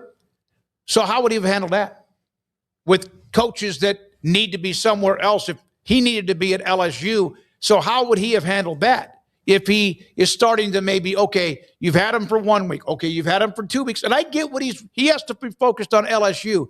But if he was going to coach him and wanted to coach him into the however long they remained alive, how would he have handled that with his staff? Well, here's the answer to that question. I think that was bullcrap, because from what everybody at Ole Miss said, it was an understanding the whole time that was never going to happen. So he was never going to get that.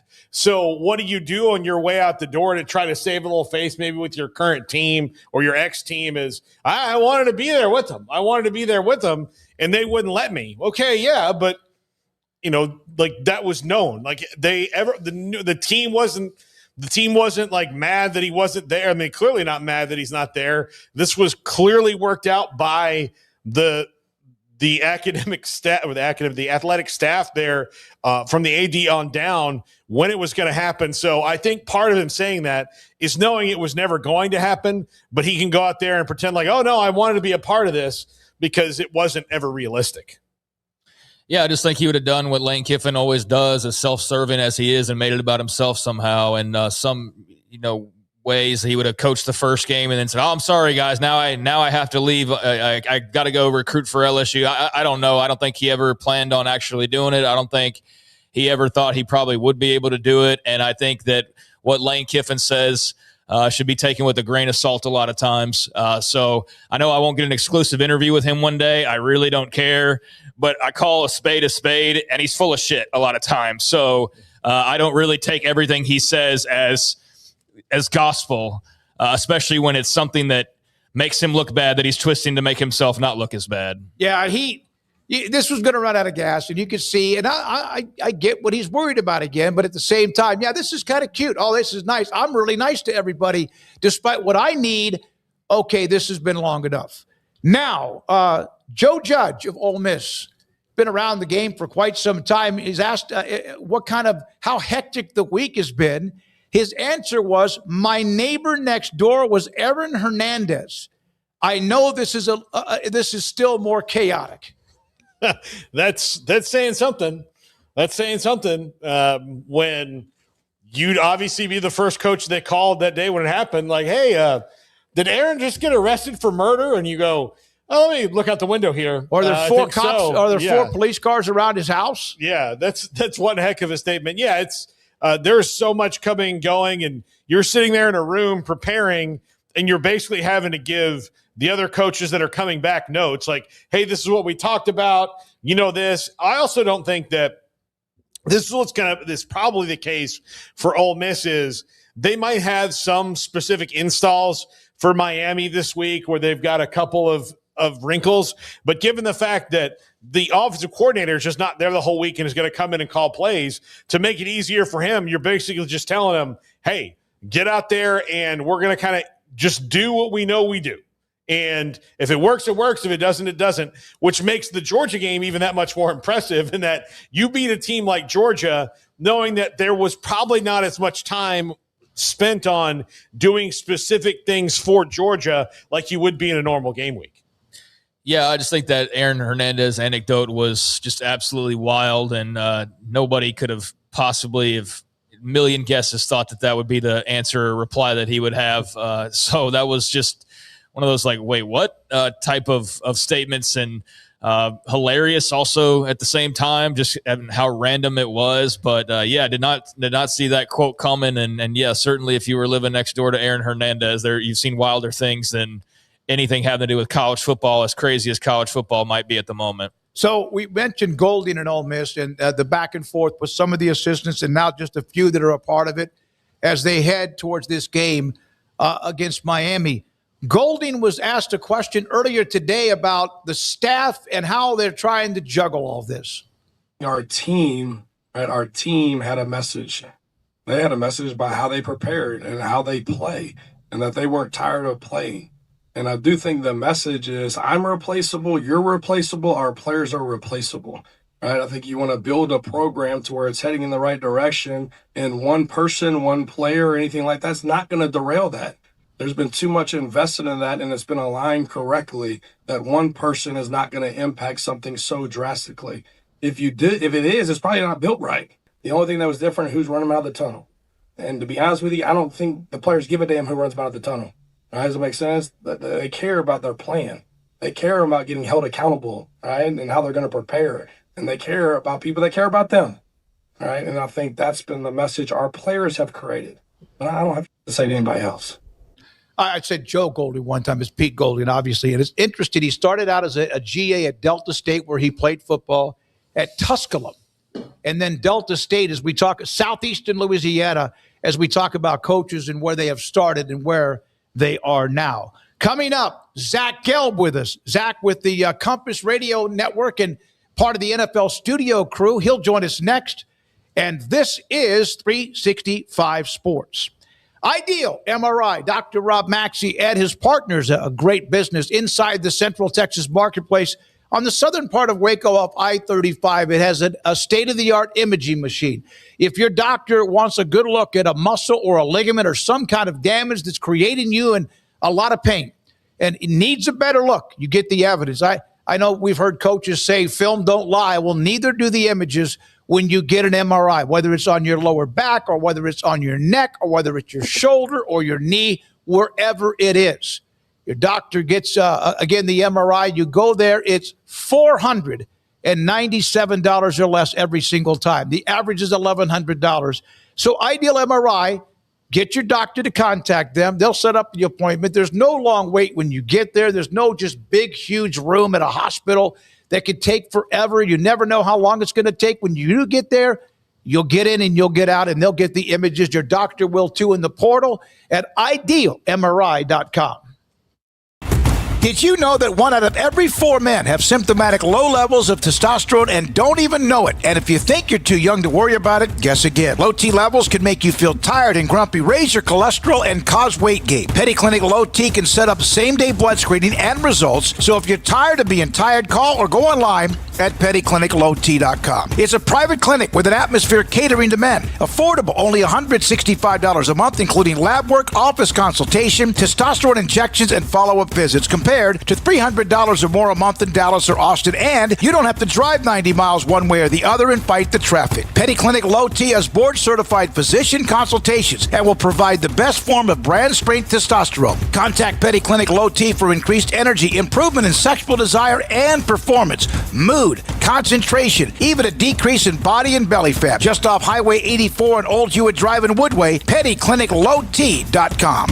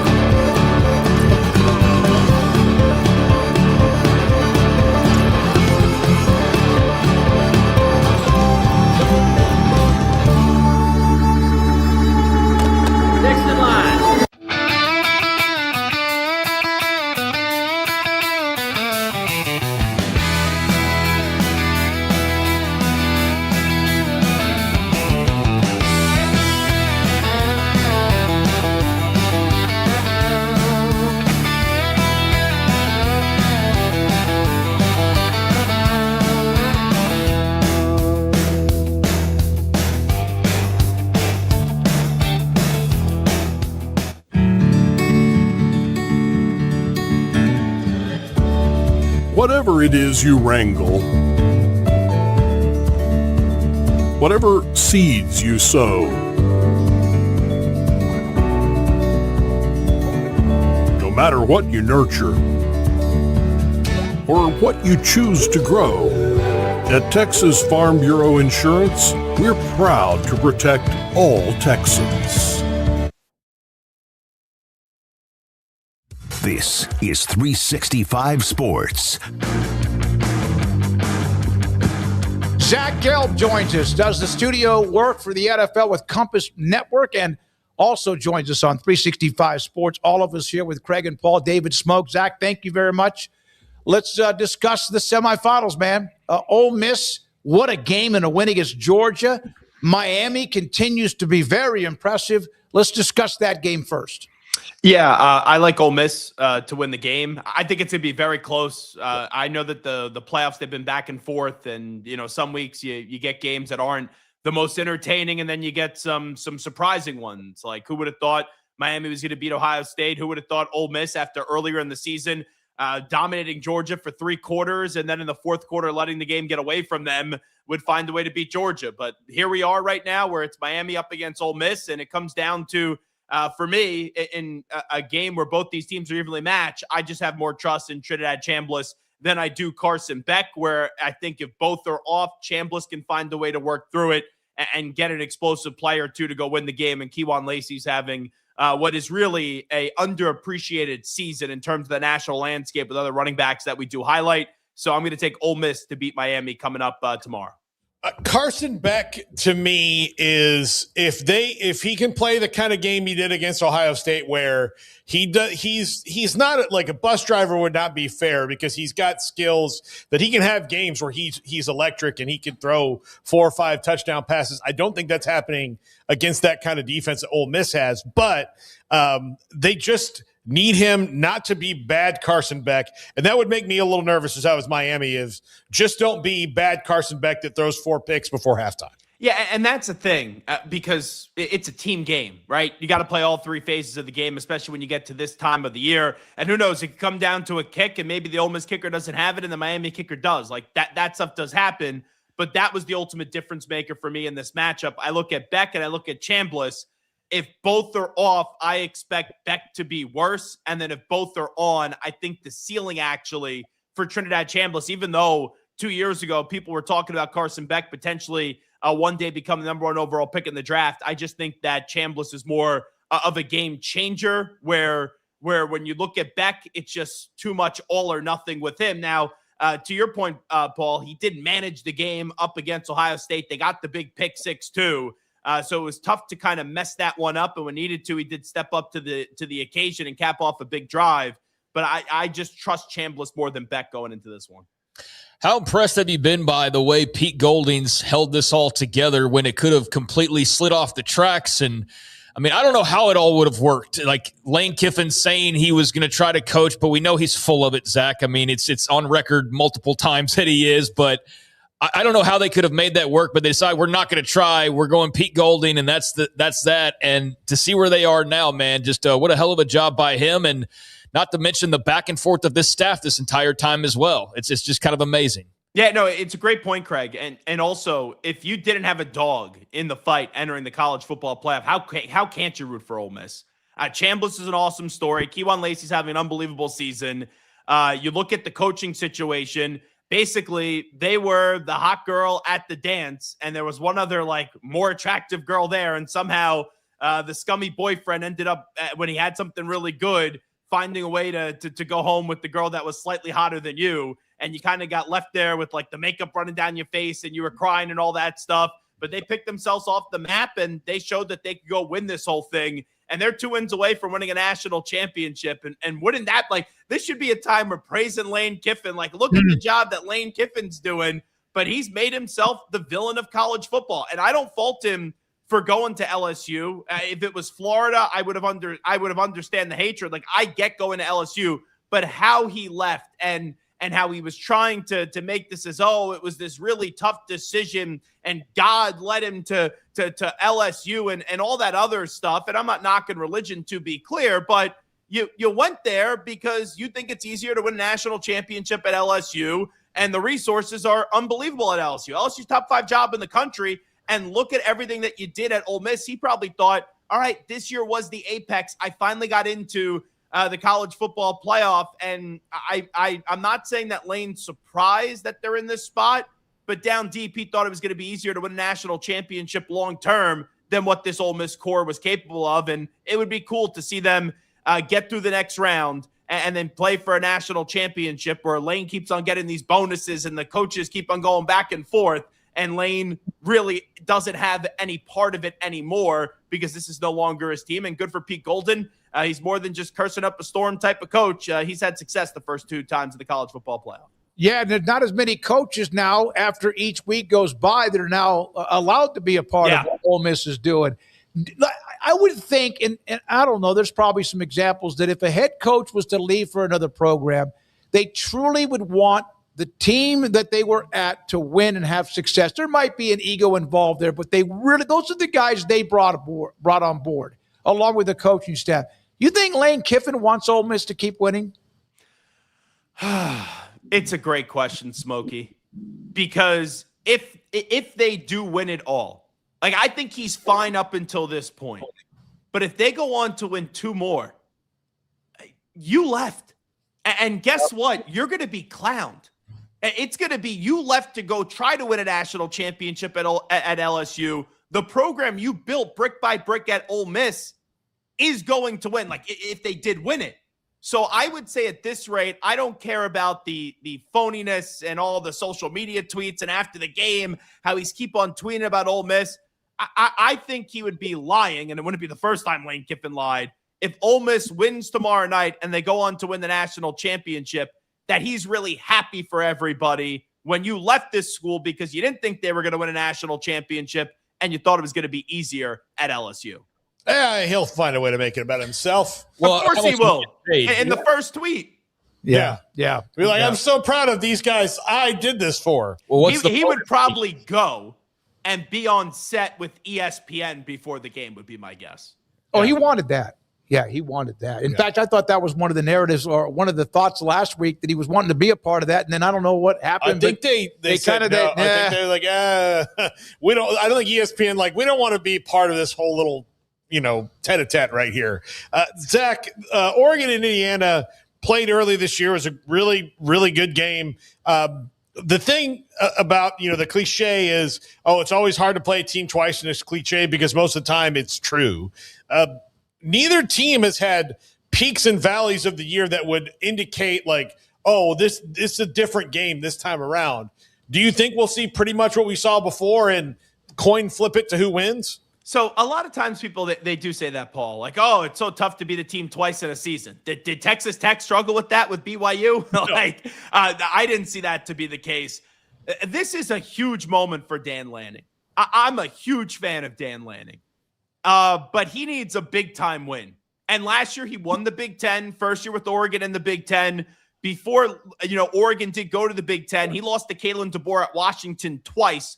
One of them, I believe, was actually that was in the Pac-12 championship game, and they lost in the regular season. So they didn't go to the college football playoff. And that was the year where DeBoer beat Sark. And then, obviously, Kalen DeBoer did lose the national championship game to Michigan. So this is a huge moment for Dan Lanning, where I think a lot of people go into this one and say Indiana should win the game to kind of show you that he's one of the best coaches in college football. Dante Moore can make the draft conversation extremely interesting if he goes and gets the revenge up against Fernando Mendoza, because most draft boards right now do have Fernando Mendoza going 1. And if Dante Moore does come on out and go to the pros, they would have him be the 2nd overall pick. So I have some skepticism in picking against Dan Lanning because there's just sometimes where everyone's right on the other team, and then the other team just gets the job done. And to your point, Paul, people do say it's tough to beat a team twice in the season. That game, though, it was sloppy. It was close. It was in Eugene. As easily as Oregon lost it, they could have won it, even though the final score, I believe, was a 10-point game. I'm just, as much as I want to pick Dan Lanning and the Ducks, I just can't bet against what Cignetti and Fernando Mendoza have. It wasn't even competitive. It wasn't even close up against Alabama. They made Alabama look like a JV team in that Rose Bowl. Yeah, I was gonna ask you about that because we're a few days removed at this point, and obviously now got to focus on the next couple of days. But I was gonna ask if you just had to pick your jaw up off the floor watching that, because I know I did. I've seen Bama get beat. I haven't seen them get beat like that, much less by a team named Indiana. I mean, that's just it was crazy from every angle. Is great at basketball right now. Indiana, which is a basketball school, and was the most losingest program in the history of college football before Cignetti got there. We thought, nice story last year. They made the college football playoff. That's miraculous, right? This year they'll take a step back. No, they got better, and now they're 2 wins away from Indiana, the Hoosiers, in football, not basketball, winning a national championship. And then Alabama has been better at basketball as of late than they have at football. So it is wild what I saw. I think there's a team in Lincoln. I don't trust them, but they're unbeaten in men's basketball. The football team is a disaster. That no one would have ever thought that either. But you know what, Smokey? We are not going to bash the Nebraska Cornhuskers because the quarterback that they just brought in, I found this out today. My best friend from growing up as a kid, going out to dinner with him tonight, his father's brother is Calandria, right? The guy coming over from UNLV? It's his grandfather. What? Yeah. I didn't know this. Is that how you got Matt Rule to get him? And you had something to do with that? No. I did send a text to Matt today when I found that out, and I said, "Oh, you could have used me to get an NIL discount." He goes, "I don't think there's discounts anymore in this sport, my guy." Look, Matt Rule is part Italian. I think it was just an Italian thing. Like he realized he needed a guy with a vowel on the end of his name. That's important. Yeah, and that Minchie, he better watch himself. I don't like what Minchie did. I thought that was dirty business. Zach, I think that they actually, kind of, I don't know if they fell into this, but it worked out better for them in the short term that, he's going to be a 1 year and gone guy, but it's more proven than Minchie was, and he's better right now than Dylan Raiola is. Yeah, and a lot of people thought that Orji was actually going to win the job last year at UNLV, and then he ends up winning the job and having a really good season. So Minchie is an unknown. At least you know a little bit more what you're getting with Calandria. And how about that? Where's Raiola going? I know. Where is he going? And I would assume, like Levitt, we thought was going to LSU, and then it looks like the Washington kid was like, "Yep, I'm good, Washington. Nope, I could go to LSU." So it's going to be fascinating. Levitt and Raiola, and then DJ Lagway too. 3 enormous names, and now we're kind of looking at them and we're saying, how good are you, and where are you going next? Maybe Sam Levitt should have stayed at Arizona State. Maybe Dylan Raiola should have stayed at Nebraska. And DJ Lagway, man, what a last disappointing 2 past seasons it was for him with Florida. He is on campus about a mile from us right now, Zach. He's at Baylor. Oh, at Baylor. Lagway? Yeah. His dad played football at Baylor. Well, get ready to eat the barbecue. That's what I'm going to say. Seems like that's his spot, right? Zach, get some brisket. Hey, Miami's also floating out here, and they haven't had a visit yet from somebody, and they're getting someone. Well, yeah, look at the last 2 years. They got Cam Ward, and then they got Carson Beck. And if you believe the numbers that are thrown out there, which I always don't know how accurate they are, but I'm sure they're somewhat in the ballpark or in range, we know Miami likes to spend. So if I was a quarterback that's still out there and I'm looking to improve and I'm seeing what Miami did with Cam Ward and then how Carson Beck was like jettisoned for a while and then now people are starting to get back in on him, I don't think it's a bad idea to go follow Ward and go follow Beck and go down to Coral Gables. Yeah, you wonder if these bigger name quarterbacks, if something keeps lingering, is it an injury? Is it their health? Is it something else? Or is it them? Not that most people wouldn't want them, but. Yeah, well, I think it's also ego. Like, let's be real. Dylan Raiola did some good things at Nebraska. He was not Patrick Mahomes, though. All right? No. Look at DJ Lagway, extremely overrated. And Levitt was very good. And I know Scadaboo was the main player there 2 years ago, but he's supposed to have a big season this year. And then unfortunately he got hurt. So there's a difference in being good to very good and then very good to elite. And also you're asking for elite money and all these kids are asking for elite money. I don't fault them for asking elite money, but when you're chasing that cash, sometimes you get burned. Like, hey, you go to the blackjack table, you can walk out with $20,000 and you're like, wow, that was the greatest thing ever. You expect to go back to the casino and win $20,000 each and every night on blackjack. Guess what? You're going to be broke. That's why they have those big, beautiful buildings, because people keep thinking they can do that. Hey, great to see you, Zach. Thanks for coming on today. We'll talk to you again soon. You got it, guys. Thanks so much. Zach Gelb with us, Compass Radio Network, NFL studio host, and also national talk show host. When we come back, the University of Wisconsin River Falls won the Division III national title. What a story it's been. Their head coach, Matt Walker, will join us. And this is 365 Sports. When you play hard, sometimes you fall hard. Sports injuries require special treatment. At Southwest Sports Medicine and Orthopedics, our team of expert doctors provides athletes and active adults with comprehensive sports medicine care, diagnostics. Whether you're in high school, college, or beyond, we'll help you get back on the field. Call on the team physicians for Baylor Athletics. Call Southwest Sports Medicine and Orthopedics. Serving Central Texas since 1889, TFNB Your Bank for Life takes pride in being more than a bank.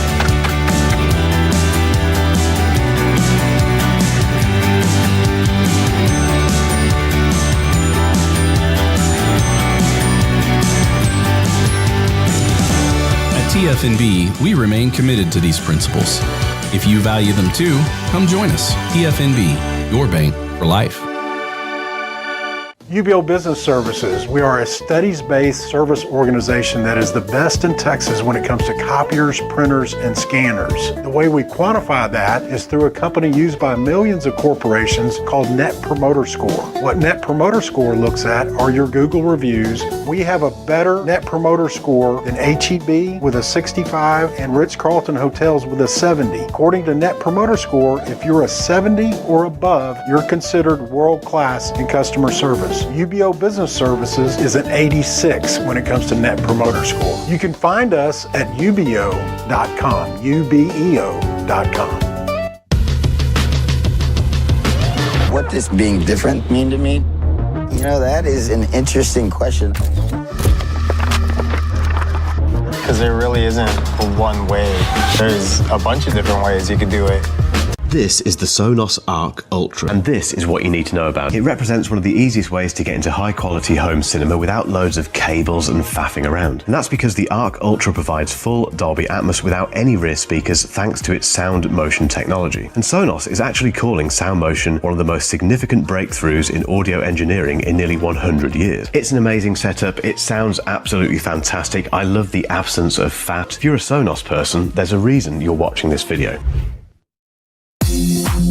It's time to compete against yourself, finding too many excuses not to work out combined with bad eating habits, and Waco Regional Tennis and Fitness can help reach inside your competitive soul. Discipline, getting results you've only dreamed about, personal training, group exercise classes, and even a tanning bed, world-class tennis facility, and pickleball courts and lessons available. Waco Regional Tennis and Fitness, spacious, clean workout rooms, free weights, state-of-the-art technology, weight training equipment, and no intimidation. It's time for you to react today, not tomorrow, at Waco Regional Tennis and Fitness on Lakeshore Drive in Waco.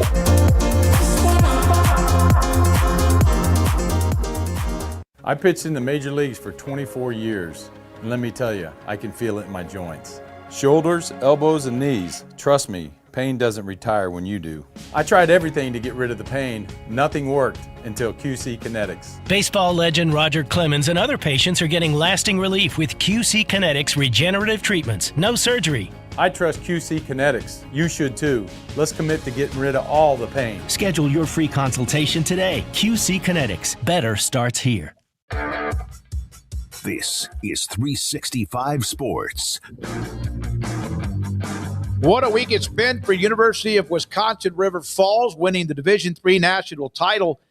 And their head coach joins us. In fact, Matt Walker joins us on 365 Sports. Hey, Matt, thank you very much for joining us today. Can you try to describe this week? Well, thanks for having me. Not really. A lot of sleepless nights. It's just amazing. The outpour of support following the game has just been incredible. You know, obviously we knew we accomplished something special. I think the underdog story and maybe the rebuild story and me kind of losing it into tears there for the post-game interview, I think has caught the attention of some people. But yeah, it's been absolutely incredible. Coach, I don't know if when people see your game, see your win, they understand like how different your job is than the levels above you. They see NCAA, they see Division III, and I think they assume that you are working with just a smaller budget, but you still have scholarships and all that. You don't. Like, this is a different thing altogether.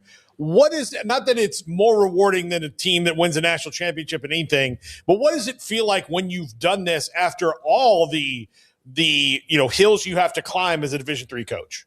Yeah, I've always been passionate about this level, and look, nobody likes to watch football on TV more than I do. And I always tell people, Saturday college football on TV's never been better. That product to watch, like I cannot wait for the games tomorrow and Friday. But I think we all can agree right underneath the layer at the highest level, right underneath what we're seeing, that layer is ugly. We got to fix something. It's like I would never claim, it's more important than let's say our faith and family and education. But beyond that, college football is the best thing in the world, and we're going to lose our game as we know it if we don't fix this thing, that the portal and NIL. And I understand the arguments on both sides, but we got to fix this sucker. Our level's special. We're still deflected from the majority of it. These kids love it. It's some high-level football. Again, I'll argue anybody till I'm blue in the face that wants to trash Division III football. It is not what everybody thinks it is. There's a massive misconception. These kids can play. It's high-level ball. If you watch that game on ESPN, these are amazing kids. Our quarterback, Caleb Blaha, it takes me a lot to get unfocused during a game day. And I'm sitting there at the Hall of Fame Stadium in Canton in the middle of the game. And here on the big screen is a split screen of him and Joe Burrow when he broke Joe Burrow's all-time college football total offense record. And even me, in the middle of the game for 10 seconds, I stepped away. And I'm like, oh, my God, I can't believe what this kid can do. And we got a bunch of guys like that. And so does North Central. And I'm just, I'm so passionate about the pureness of Division III football. And I sure don't want to lose our game as we know it at the higher levels as well. College football is the best thing going in America. And we got to be careful, and we got to fix what's going on at the higher level. We're going to lose it. Matt, you mentioned Division III football, Mountain Union with a great run, Whitewater, among others. We're in Waco, Texas, and about 25 miles south of here was Mary Hardin Baylor with what Pete Fredenberg and what they did. They're not as good after he left, but they had a great run. It does seem like at times that it's like a small group of teams, but by what you're doing or what eventually North Central was doing even before you, do you see like it's getting deeper now with teams that can win it all? I think so. Again, you talked about them. You hit the pill. The Mount Rushmores, the Whitewater, and Mount Union, and the Mary Hardin Baylor run, and now the North Central run. Again, I think that's maybe why this story's kind of attracted so much national attention the last couple of days. Is we're kind of this, underdog story. We never believed we weren't going to win, but I understand. Obviously, I've been here 15 years. We've had phases. Again, if you heard me after the game on the post game interview, balling there, I was saying that. Where there's years we didn't win a game, years we won 1 and 2. And I said that day too, the current players deserve all the credit. They just should. And these current coaches are unbelievable. But as I said, that whole playoff run just felt like we were playing for that whole group of guys that they were working just as hard. They were doing everything that we asked, just like these guys are now. We just couldn't get the results on the scoreboard that we wanted to. And, it just happened so fast. Came out of COVID and won 9 games in 21, the first winning season I'd had here. And then, it was on from there, and we finally broke through the big step there and knocked it out on Sunday. When I was looking through your roster, getting ready for this interview, I know that the lion's share of your players come from Wisconsin or places that are close to you, but you have gone far and wide, Florida, Arizona, it's like all over the place to get guys. What is that challenge like? Or is that maybe some of the fun part because you're just going and finding ball players and guys who want to put the pads on?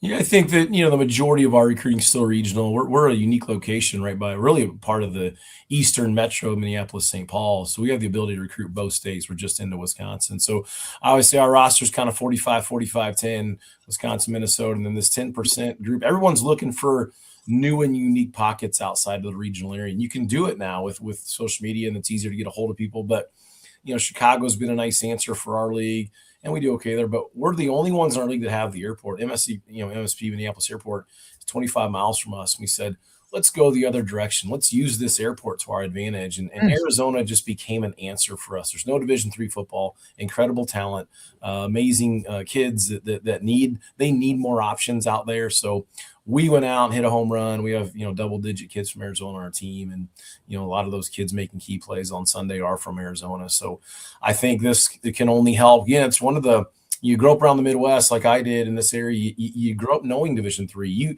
You know the star player from your hometown, and he played Division III football. And that's cool in the Midwest. And, you get in areas that don't have Division III, you have to educate a little bit on what it's about. I think – you go down there having won a national championship, it's sure going to help your efforts in recruiting for sure.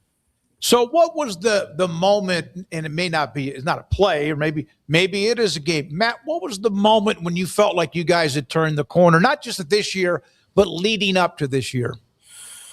Well, like I said, I think we won 9 games out of COVID.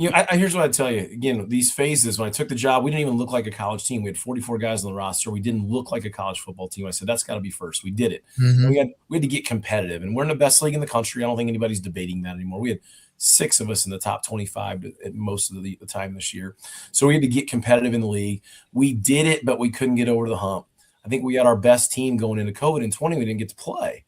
And COVID was a time we had a chance to take the time. We were forced to have time on our hands and made some bold decisions. We decided that we were going to become the fastest team in the world to snap the football. And we went in on this tempo decision and came out of this thing and won 9 games. And the rest is kind of history. We haven't left the top 25 since, but we won 9 in 21. It was confirmation that, okay, we were doing things right. This kind of new energy and blood with our offense was going to help us. And then we moved Jake Wissing, my defense coordinator. He's been with me the entire time, was my offensive coordinator. I moved him to defensive coordinator over the COVID period.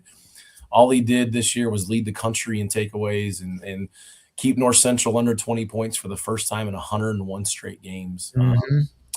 This offense gets a ton of publicity, and for good reason. We're proud of it. We led all levels of college football in total offense, but we really won this championship because of defense. But I think that the 21 year really, really got things hot, and we kind of stayed warm and kept making some strides. We just couldn't get in the playoffs. We thought when we got in, we could really make a run. So I'd tell you, stage 4, 5, 6, 7, it just all happened in 1 year here when we finally got in. You snapped the ball fast. We watched our Brown. Look, we're in Texas, so we saw fast offenses. We did high school games, fast offenses.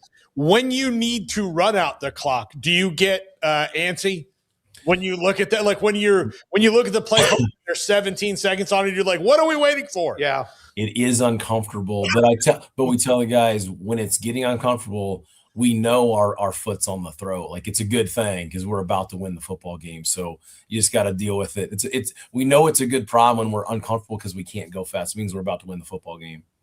Matt, when you look at where you start and where you are, and then you look at guys that have gone on to the Group of 5 and or the FBS schools that have coached at Division III or coached at the lower levels and are having success, what is that? Is that like a fraternity?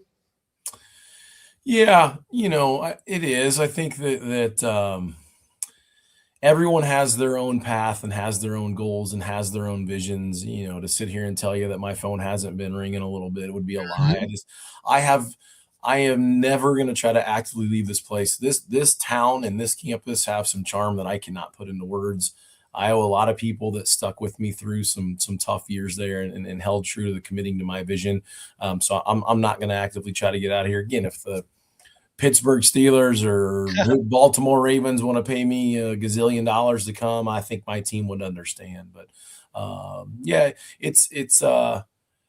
sat there and some of the crossroads I had in my career when I've been offered opportunities, I sit there and I look at these buddies of mine and they're moving jobs every 2 to 3 years. I think that I always say everyone understands these head coaches are doing well. Their buyouts are for millions of dollars at the highest level. It's like, oh my God, you got fired and got paid $11 million. You guys are okay.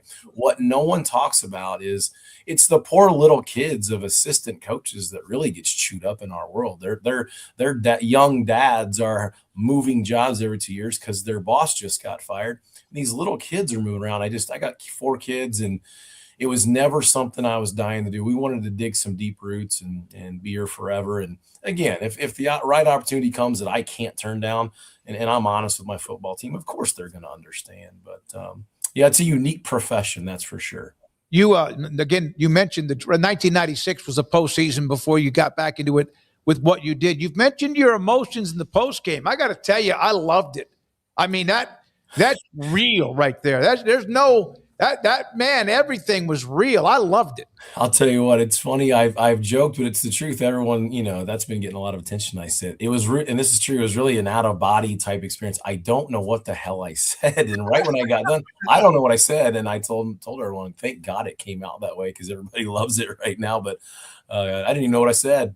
I think you mentioned the Ravens and the Steelers, and you couldn't wait for them to give you a call or something like that. I don't remember. No, that's made up. If that's I'm sure you've seen Old School. You had that Will Ferrell moment when he had the debate in Old School. I know exactly what you're talking about. I love that. what I said. Well, that's what happened to you. I mean, when you have that much joy, and I mean, there's so many feelings I'm sure that have to go with winning a championship after building a program for so long. It's joy, it's relief, it's all these things that all happen in 1 second when that hits zero, isn't it? It's exactly what happened. The people I thought about the most, like I said, it's these guys that played for me in 2011, 12, 13, 14 that barely won any games that, again, they put on the same pair of black shorts and gray T-shirt and went to lifting and worked just as hard as the guys in the 2025 team. And they gave me everything they had. Again, it's such great lip service and good recruiting to say, well, we got great culture and tight relationship. We just do here. It's so unique and different. Our current guys know guys from the 11 team, and they all have done and worn the same pair of shorts and gray shirts and the same sayings I had back in 2012, and everybody thought I was dumb because we couldn't win a game. I do the same ones now, and they all think I'm super smart because we win a bunch of games now. But they're all connected by this I say the stuff that we do that no one can see is never changed. The field part that people see is a little different. We made some adjustments, but the hardcore foundational pieces of our culture, they've been the same from 2011 to today. So there's this unique bond, and all this emotion and frustration and feeling bad for those guys that didn't get to celebrate the success on the field that they deserved to because of their work. I feel like we won that title for them. Has anybody put a price tag on what this means to the program? No, I haven't heard one. I sure hope everybody thinks it's a whole bunch, and maybe we can all benefit from it. I would think the publicity, and I'm not saying with what we're doing, but I mean, we have a pretty large audience, but Montana State wins the Division Division I AA FCS championship. It's got to mean something. And by the way, you've got this thing lingering over your right shoulder that's kind of like pretty impressive. You want to put that front and center with that national championship trophy? How about that? How heavy is that? It's heavier than I thought it was going to be. I'm not going to lie. That's awesome. Pretty special. Absolutely awesome. Get some sleep. Enjoy it, though. I hope you cherished every second of it. It was a phenomenal finish. Down 14-3, and then you come back and beat one of the superpowers to win it all. It's got to be special. Unbelievable. Thanks so much for having me on. Yeah, like I said, it's been overwhelming and things like that. Anytime I can promote Division III football, we need more people to know about it and follow it and understand it and know how special it is. So thank you very much. You too. Matt Walker, head coach, Wisconsin River Falls wins the national title. Yeah, we mentioned some of those juggernauts over the years with Mount Union, Whitewater, Mary Hardin Baylor had a great run. North Central, of course, of late has been really, really good. And it used to be kind of like when women's basketball, you only had a small handful. And for them to break through and do something in that conference is awfully special. And the patience and the chipping away, and finally they get their moment. There's good players all over the place at all the different levels. And when you make the commitment to finding them and doing what they did, I mean, it's going to break through for you. And I think that's, one of the things that, here in this transfer portal time, there are so many kids at that level who, they don't have transfer portal. Like they get the opportunity to play and they go play. Division III, I remember, following Mary Hardin Baylor. It's fun to watch. You get to see some really good teams and some really good games. And, that's where a lot of the good coaches are coming from. Wisconsin Whitewater spun out, a few big time coaches now. Yeah, that's why I brought it up. Mount Union spun out a few good coaches. Absolutely. And we've had some of the coaches from Mount Union, Whitewater, et cetera, Pete Fredenberg, when they were dominating at the University of Mary Hardin Baylor in Belton. And yes, there was a question. Montana State, I contacted them. What a great finish in overtime, 4th and 10 from like the 20 or whatever, 17, 20-yard line. 4th and 10 in overtime, and they hit the pass for a touchdown, kick the extra point, and win that game. When we come back, the 5 o'clock hour continues 365 Sports. Oh, Richard Carr, Buick, GMC, how lovely are your SUVs. Oh, Richard Carr, Buick, GMC, I love the trucks you have for me. Strong and tough with luxury, room for all my family. Oh, Richard Carr, Buick, GMC, you are the dealership for me. With so many companies and policies out there, it gets so confusing shopping for insurance, and I never know if I'm getting the policy that's right for me. Luckily, I met the team at the Niche Group Insurance Agency. With the Niche Group, you can go to one company and get access to coverage options from many insurance carriers, and you get to speak to a real person about your specific coverage needs. With the Niche Group, I know I'm getting the right coverage at the right price. If you need insurance, talk to the experts at the Niche Group at 1-800-258-8302. Pizza, burgers, and Bears football. There's no place around Waco that serves them all other than Bubba's 33. Come show your green and gold and enjoy some of Waco's best food and beverages while watching your favorite team, the Bears. When real Bears fans get hungry, Bubba's 33 is the #1 spot for ice-cold drinks, hand-stretched, stone-baked pizzas, and bacon-infused burgers. Join us for indoor or patio dining. Bubba's 33, Waco's restaurant and proud supporter of Baylor Bears football. Sick 'em, Bears. Have you heard of the new IRA? The new IRA, Insured Retirement Advantage, is a solution for high-income individuals and business owners who want to grow and protect their wealth without locking up capital or taking unnecessary risks. If you're an asset manager or a licensed insurance agent looking to provide your clients with guaranteed tax-free retirement income and legacy protection, the new IRA Insured Retirement Advantage is an option you need to know more about and is only available exclusively from North Star Funding Partners. For more information, go to northstarfundingpartners.com and tell them 365 Sports sent you.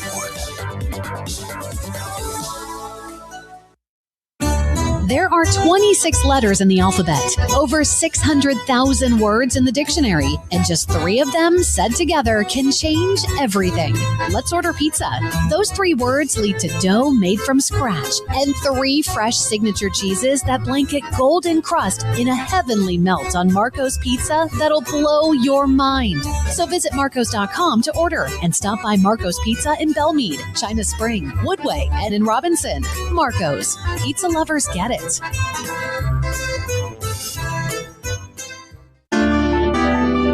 Edward Jones Financial Advisors Ben Erlinson, Brad Wilson, and Cam Heathcott understand these are difficult and changing times we live in, but they know how important your financial investments are to you. So is your financial advisor staying in touch with you and helping you navigate today's financial climate? Invest with Edward Jones Financial Advisors Ben Erlinson, Brad Wilson, and Cam Heathcott, who invest their time and experience back to you and your money. And like coaching athletes, investing money is about time, patience, and encouragement. Contact Ben Erlinson at 254-759-8533.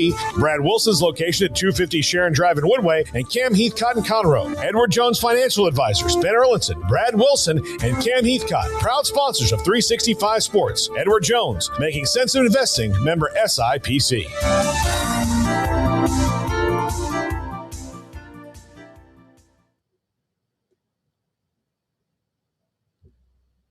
.365 Sports, the 5 o'clock hour. Craig Smoak and Paul Catalina. I'm David Smoak. We do appreciate your time. And a couple of the notes in college football. 1, 2 players of Alabama entering the NFL draft. One of them is Caleb Downs, who might have been pound for pound the best player in college football. Didn't put up a lot of stats, but a great football player. He is entering. He's going to be a high pick. It's weird, though. I just want to talk about him individually before we talk about the other I was going to leave. We were going to put up the graphic. I didn't see it very long. There we go. So, Caleb Downs is, I think, the best pound-for-pound football Ohio player State. in the country. They're not going to throw his way. He might, because of the situation. If you look at the draft order in the top 10 right now, that. There are teams that need quarterbacks. There's not a lot of quarterbacks. There's also teams that need pass rushers. So when you look at that, he might fall out of the top 10, which would be a steal for whoever gets him. But I think he should be a top 5 pick. He's that good. Yeah, I mean, he's a great player and hell of a talent, and he's a top 5 type of guy. I think he has been since his recruitment viewed as that ultimately, and he certainly lived up to his hype and to his potential, and now here he is just a little while later in line to do exactly what people projected him to be able to do, which, as we've seen with a lot of guys, doesn't always happen. But for Caleb Downs, like, see a stud, identify a stud, sign a stud. He's a stud. He'll continue to be a stud at the NFL level. No surprise here whatsoever. One thing about him, and I brought this up before the show, when each season begins, players eventually jump out at you, whether it's Mendoza, once you kind of saw what he was doing. Then there's players who get a lot of preseason hype and some that they just don't meet the expectations. Caleb Downs is a phenomenal player. The only thing that probably worked against him, not the only thing, but one of the things that worked against him, one is a defensive player. That doesn't mean you can't win the Heisman, but there wasn't that like big pick six like Miami had last week or something which he was involved in, but no doubt among, if not the best player, as I mentioned, pound for pound in college football. Meanwhile, Alabama, Ty Simpson is entering the draft. There were a lot of like, what's he going to do here? Not the best finish because of how they were routed by Indiana, but Ty Simpson is entering the NFL draft. Yeah, and he's going to be the third rated quarterback. And look, we still have to figure out about Dante Moore, what he's going to do. He still has time to make that decision. Oregon, I'm sure, is, trying to prepare for that decision. They probably know what it's going to be. He's going to be the second rated quarterback behind Fernando Mendoza. So, Ty Simpson's probably going to go anywhere from 3 to 20. Because of the way he's going to be assessed, but he's going to be a first-round pick. He certainly has first-round pick talent. And again, it's a crapshoot all the way around. But this was inevitable. And look, we'll see. 5-star plus whatever you wanted to call him, recruit that they signed last year, Keelan Russell, as the starter for Bama next year. That's going to be interesting to watch too. I think Ty Simpson's a pretty solid player. I have no idea what to expect at the NFL level. Thought he didn't have the full meal deal that previous Alabama quarterbacks had. Like, for example, no run game, offensive line that was shaky. So having to deal with that, I think he did pretty well, all things considered. And I didn't really think too much on his draft eligibility and whether he would make the call. I just haven't kind of started putting my brain there just yet, but there are a lot of guys making declarations and I just hadn't really thought about him much, but then boom, he announced it today and I'm like, oh yeah, damn. Like, yeah, I forgot that was even in the realm of possibility, but I get it. And I have no idea where he kind of falls in line with the rest of the group since it is unfinished right now. But he'll be up near the top, and he'll be one of the top quarterbacks taken. I don't know. It's just weird, though, man. I see a lot of these quarterbacks the last few years, and I'm just like, really, that guy? Like, and then, some of them work out, and some of them are a lot better than you anticipated. It's a really hard thing as organizations like the Raiders prove time and time again to find a great quarterback. And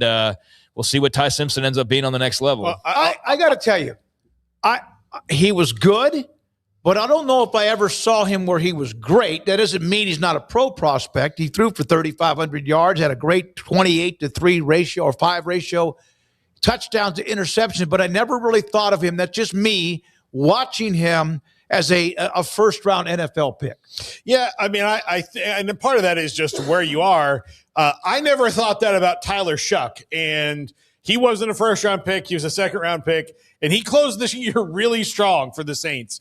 And mostly I didn't think that about Tyler Shuck because I thought, well, he's been too injured. He had a good year at Louisville, but what does that mean? In the grand scheme of things, he's been around for a while. But he came out, when he finally got the starting job, he did really well there. So, whether he's a first-round, like nobody's surefire. And it also depends, Fernando Mendoza could go – in with the Raiders at the first pick. And if it's a bad situation, he's not going to be good. And it's not his fault. So, yeah I think it's maybe something where he's ranked down the line a little bit that he actually gets to avoid the Las Vegas Raiders. And that would probably be beneficial for him. I have to see kind of where, again, he's viewed, whether Dante Moore comes out or not. But I think he could very well be a really good pro. College doesn't dictate everything. And, again, he didn't have a lot of help at times. So get a good offensive line in front of him, take a few less hits, get a running game, and let him do his thing. I think he'll be a pretty good, if not great, pro. I'll leave that to the pro scouts to kind of determine that. But obviously a guy that people believe is a pretty good player that has a good chance to thrive at the next level. We mentioned some of the portal movement stories earlier as we opened up the show at 3:00 today with the Deont Williams drama at Washington as they're going back and forth about a contract he's signed, and yet he wants to enter the portal, and yet they are the ones that can decide whether or not they put him there. In the end, he's not going to be at Washington. Will there be any kind of compensation that he and his representatives or whoever is going to have to pay? And he's obviously on his way out. Also, we mentioned some of the other quarterbacks. Calandria to Nebraska was one of the stories as well. And then also there are still others coming into the portal. I mean, Lagway's on campus at Baylor. Texas Tech, they received yet another commitment and yet filling up as they did last year with what they have on the defensive side. Adam Trick of Miami of Ohio, third most quarterback pressures in all of college football, 66. That's a bunch. He has made a commitment to play at Tech. So if you look at who they've brought in, 3 edge rushers, this is as of now, or maybe something's happened since in the last hour, 3 edge rushers, 4 defensive linemen, a linebacker, Romaine, the stud from K-State, and then 2 corners, 2 wide receivers, and a quarterback, and, of course, Brendan Sorsby. Yeah, it's impressive what they do and the aggression with which they do it. And I think it's they have decided, and they decided they're going to push a lot of their resources into that defensive line because that's where you win titles. They're really the quarterback and the lines are really what make the difference. And in college football, you need a good quarterback. You don't necessarily need a great one to win. He needs to be good. But if you have lines that can just control everything, and they certainly had that on the defensive side of the ball this year, in the offense too, but they're doing it again. They're going to have probably even a little bit of a deeper rotation than they had this past season. Yeah, I don't know if they'll have Bailey. I don't know about Rodriguez. I don't know about what they have with Hunter, et cetera. And there were, of course, others, Romello Heights. But they have restocked quite a bit, the numbers for numbers, as they continue to hunt down the transfer portal. Yeah, I mean, I don't know if how many of these guys are going to be top 5, 10 draft picks like David Bailey, but they have pretty much replaced the numbers like you said. So a bunch of guys with big sack total and tackle for losses. And yesterday, I mean, it was more than Adam Trick. It was Mateen Ibaragbo. It was JoJo Johnson. It was like a bunch of different guys. I mean, just yesterday alone, I think it was 3 defensive linemen, the ones that I just mentioned, and I might even be missing somebody. And there was Trey White like the day before, the edge rusher. I mean, if I remember correctly, I know guys are kind of listed places differently, but I mean, they've added, and then you think they're freshmen coming in, like they've got like 3 or 4 edge guys alone that they're going to probably be paying 7 figures to in total. And that's not to count the D tackles or your true defensive ends or the rest of your roster for that matter. I mean, we know with Sorsby. So Cody Campbell said they were doubling down. I think that their budget's probably growing this offseason because now they've tasted it, but now they know that they've got to do more than they did last year. And I think you're seeing that they're doing as much, if not more already. And then go land Cam Coleman and whoever else they can pick up in the next couple of weeks. And they could somehow have a better class than they had even in last year potentially. Now, is it going to guarantee that chemistry wise, it all works? Health wise, you can't guarantee anything, but for those who think that they can't just run it back and replace all that talent, they're showing that they're at least sure as hell going to try to do that, and maybe they can. And maybe if they do, that they've got the right quarterback or the right receiver or the right whatever combination on all 3 sides of the ball to take them a step further. So I think there's a lot of envy and jealousy running around. I think there's also a very fair way to look at this and go, I don't like it, and it's not being a hater. It's just not what you enjoy when it comes to college football. But it is what it is now. And so they're playing by the rules and taking advantage of the landscape, and they are cleaning house and cleaning up that transfer portal in a very impressive way that I think has a lot of people rattled. And that's why you're hearing some of the blowback that you're hearing. And I was also glad to see that, I mentioned the narrative that looked like it could be building, but I tried to say 5,000 times, like, I'm not saying this is happening, but it's shaping up to be happening. Got to see, like, none of these are Big 12 guys. They're from elsewhere, because I'm sure they're still going to get Wendell Gregory, and that'll be like the 6th defensive lineman they've gone and gotten. But I didn't want to see the all-star Big 12 team. I don't think that's good for anybody but Tech. So it started off that way, but it's changed, and now you're getting guys from Wake Forest and Miami of Ohio and all over the place, and they're going to have a nice hodgepodge of Big 12 names, but also national guys. And it's the world's their oyster right now, man. I mean, basically outside of that result against Oregon, obviously everything's gone as well as it could possibly have gone. And I've said this phrase a lot, but they talked the talk during the offseason, and they have more than walked the walk. And now they're looking like they're setting up to go into a brisk jog heading in the next season. And that's scary to see what they can maybe turn this into. Well, and when I did the stick figures, 7 of their commitments are either defensive linemen or edge rushers. That is where you win games. And obviously they got the quarterback that they wanted to, and they're not done. And Romaine, the linebacker, and you wondered that when Clanderman took the job at Baylor, how much would he be able to bring? They just got a commitment apparently from a K-State defensive player with what they have on campus. And so, but yeah, 7, I'll take that every single time. Get a hell of a quarterback, get some other skill guys, but give me the dudes inside between the defensive line, edge rushers, and linebackers. I just wonder how interesting it's going to be in league play because their non-con sucks. Their non-con is going to be something that I can already see is going to be used against them next year. And it's not their fault Oregon State got demoted, basically, but that schedule is not going to do them any favors next year, no matter if they win 70-0. So we'll see when they get into Big 12 play what that looks like. And I really wonder, who's going to be capable of blocking them? Because nobody could do it this year, basically. I mean, maybe BYU for a quarter or something, but Oregon obviously could, but Oregon's not who I'm talking about here.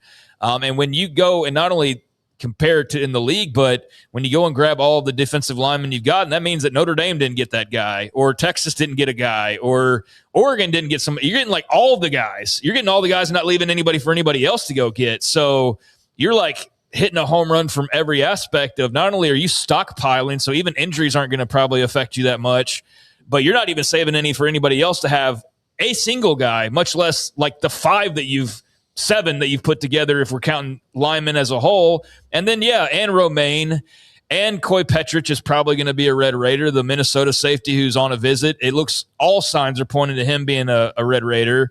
And then we'll see, I guess the big question mark's Cam Coleman. And Wendell Gregory, I mean, that seems like he's going to be a Red Raider. So, they're going to take what they've already had. They're going to add Wendell Gregory. They're going to add Coy Petrich. They're going to basically have a brand-new defense. And then they're going to have a brand-new quarterback and potentially a 5-star wide receiver. And, I mean, they're going to be absolutely loaded. And that's not even counting the freshmen. No, that's right. The incoming class that was highly rated for them, too. Yet they're getting what used to be Texas and Oklahoma getting most of it. I think they're getting more than that, actually. I think Texas and Oklahoma would get a couple of guys in a class, maybe even 3. They're getting 7 guys that are rated in the top 25 to 50. I mean, nobody's doing that because it was more spread out where the number 1 class might have 3 or 4 of those guys. You don't have 5 of the top 15 at a position or a position group or whatever. And I'm not stating exact figures here, but I think you can understand where I'm going with that. And they are, like I said, stockpiling is a good word. So you're not going to be heavily affected by any sort of attrition.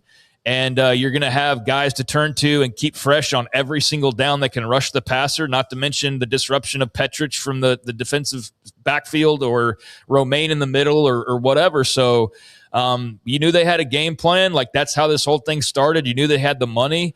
And you knew that they were going to be a very attractive spot now that they've especially proven that it's not just a pipe dream. It's this is what we're going to do. It's no, this is what we did last year. And this is how close we are. And now if we add you and all these other guys, this is how close we are to being those 2 steps further. So they've got something of substance to actually sell outside of just Red Raider pride. They've got a playoff appearance, a Big 12 title, a number 1 recruiting portal class, and probably another number 1 again this year. So, I mean, I don't know really what's in their way other than Oregon or someone like that at this point. And it's not like in the NBA where you have that 1 year where you just splurge and put together a super team. And then you have the 1 year that after that you're a shell of yourself. This is building. They had a plan. Other teams are bringing in portal players too, spending a lot of money too, but not all of them have been a fit. That's the thing that was the most impressive, was not just the fact who they brought in last year, the season for the portal, whatever. Those guys were almost all really good. And that says a lot about the personnel department. Well, and that's where they were kind of ahead of the curve with almost everybody. Now, some people didn't have to use the portal as much as they did because they were Georgia. That Georgia can take 10 or less guys most seasons and be fine. Like, okay, we need Zachariah Branch and another guy like here, and we'll do that. But Tech had to get to this point, make a full, kind of really, they had to raid the portal. They had to go and do all those things. And if you look at other teams that have raided the portal and had success, they did it for the 1 year. And then after that, they were like, oh, well, we got to save some money this next year because we kind of hit the accelerator. We don't have it. And not everybody was ready for that. Nobody knew how to do it. Tech just approached it from, okay, we have plan A, B, and C, depending on how the rules change too, or what happens. So they were set up, and I think that was where a lot of teams that maybe spent a little bit in the portal or decided not to spend in the portal this year didn't have a plan because they thought the rules were going to save them some money when that wasn't the case, where you've got a school like Tech that was ready to go down whatever road was open to them. Yeah, they had said, hey, if this goes through, then great, we'll play by it, and if it doesn't, then we're ready for it, and they're showing that they were ready for it, and they were also one of the ones that helped tank the deal to begin with, so I think they probably all along had that in mind. Now, I know Cody Campbell will say, I'm just doing what's best for college football, but like any other person, he's doing what's best for Texas Tech, and it wasn't in their best interest for that deal to go through, if you think about it. It wasn't, because then the playing field is more equal, and you can say, well, that's what's best for the sport, but that's not what's best for Texas Tech necessarily, and especially not when you are in a position to spend the way you're spending. So, yeah, they were ahead of the curve.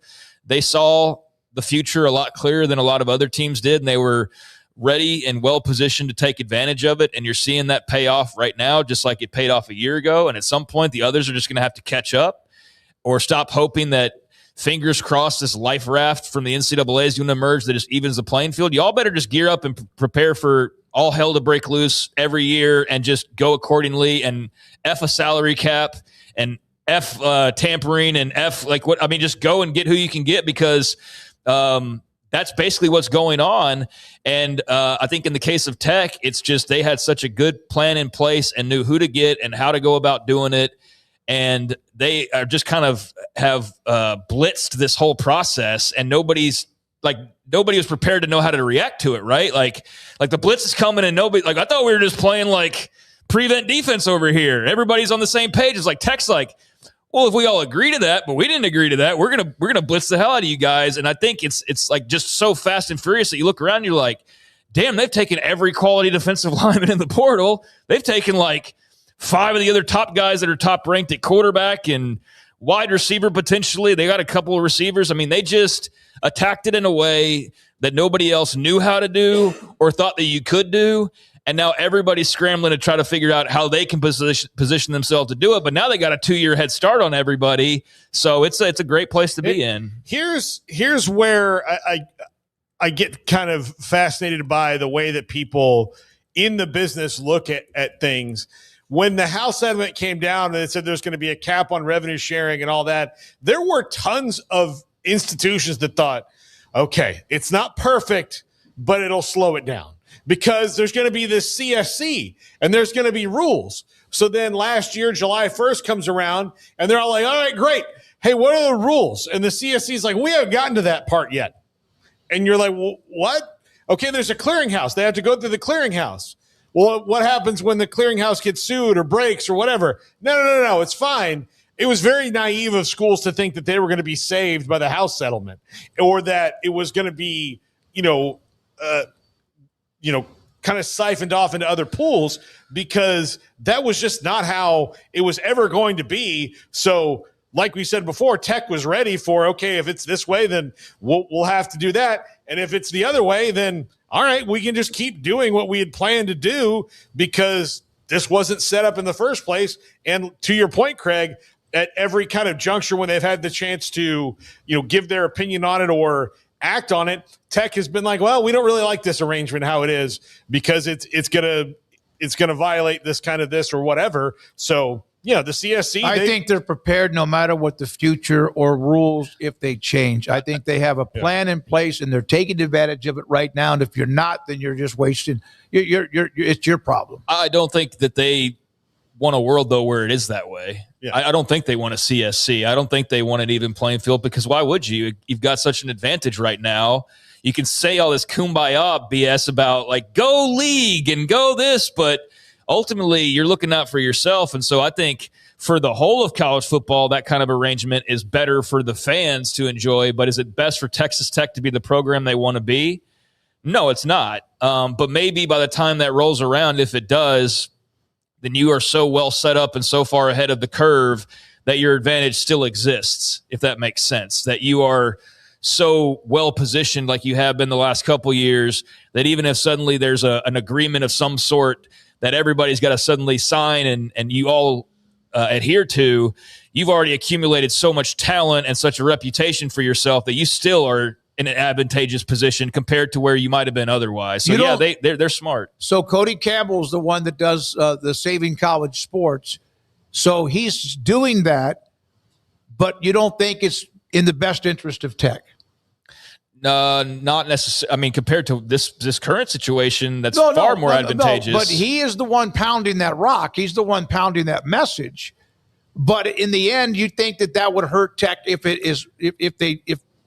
what he's promoting, which is for everybody to have an opportunity, that he was promoting something that would not be advantageous to Tech? I don't think it would hurt Tech. I didn't say that. I said they're in a far more advantageous position right now. I don't know why you would want to go the other direction unless everybody just says, like, we have to do this. This is what's best for the sport. Because how would that in any way be better than what they have now? You look at the results of what they have now. If he truly is about, like, wanting to save K-State from purgatory, then yeah, you'd go the other direction. But his first goal is to make Tech a national champion, and I think Tech's got a much quicker path this way than they do with everybody having salary caps. Well, look, you can play on both sides of the and he is of the thing, because he can read the tea leaves and see that eventually regulation is going to come for this. They're going to figure out these things. There's going to be collective bargaining. So if there's going to be that, build a system that works for everybody. But in the chaos time,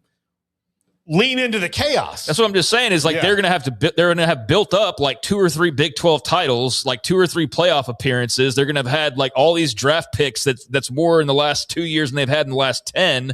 And that may be off, but you get what I'm saying here. First round picks. I know they've had some guys sprinkled throughout. Homeboy that went to the Raiders, the defensive lineman a couple years ago. Yeah, Wilson. Tyree Wilson. Like, they've had some guys, but not compared to what they're going to have the next couple years with all the guys they've accumulated. So I think that by the time there is rules, so to speak, you'll have had your greatest run of draft picks, your greatest run of titles, your greatest run of playoff appearances, your greatest. And so even if you have to go adhere to that, you're in a much better place than you were.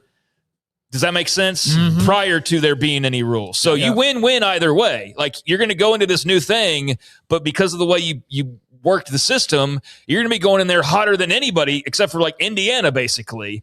And so you'll still be in an advantage because of what you've done these last couple years. It's coming, but not tomorrow, so might as well enjoy it. Yeah. Malachi Nelson is in the portal.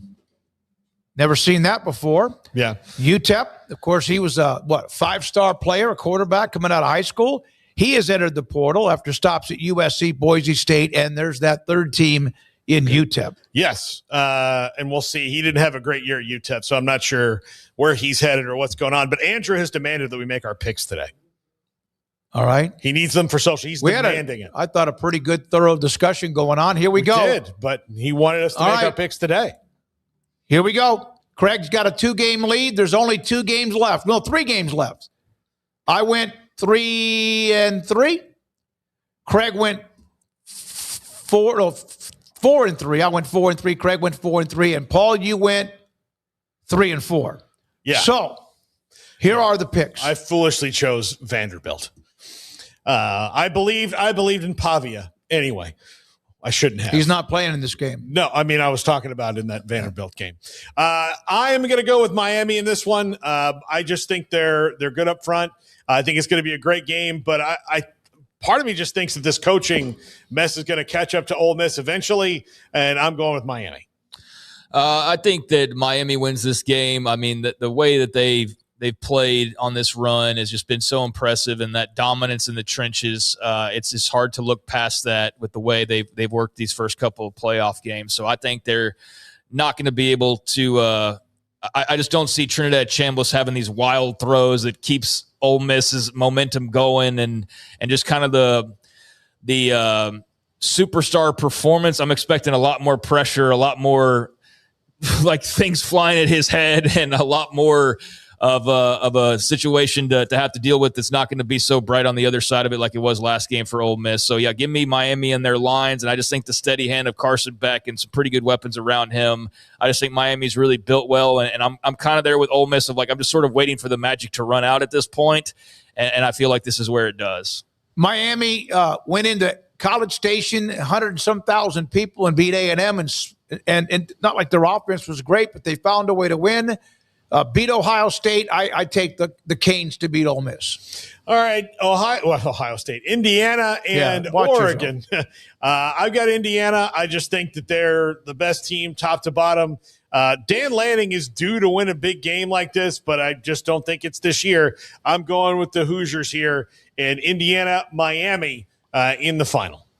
Yeah, just like I predicted in the preseason, Indiana, Miami in the national championship game. You heard it here first. No, not really, not anywhere close, but hard to beat a team twice. We've heard that ad nauseum the last few days, but I think that Indiana does. I really sat on this game for a while, actually, but I just can't get past how impressed I am every time I watch Indiana, how clean they play, how hard they play. I think Oregon plays hard as well, and they've got some talent in their own right, as we saw against Texas Tech, but the team that I watch that I'm most impressed by each week is Indiana. So I don't see why that's going to derail now.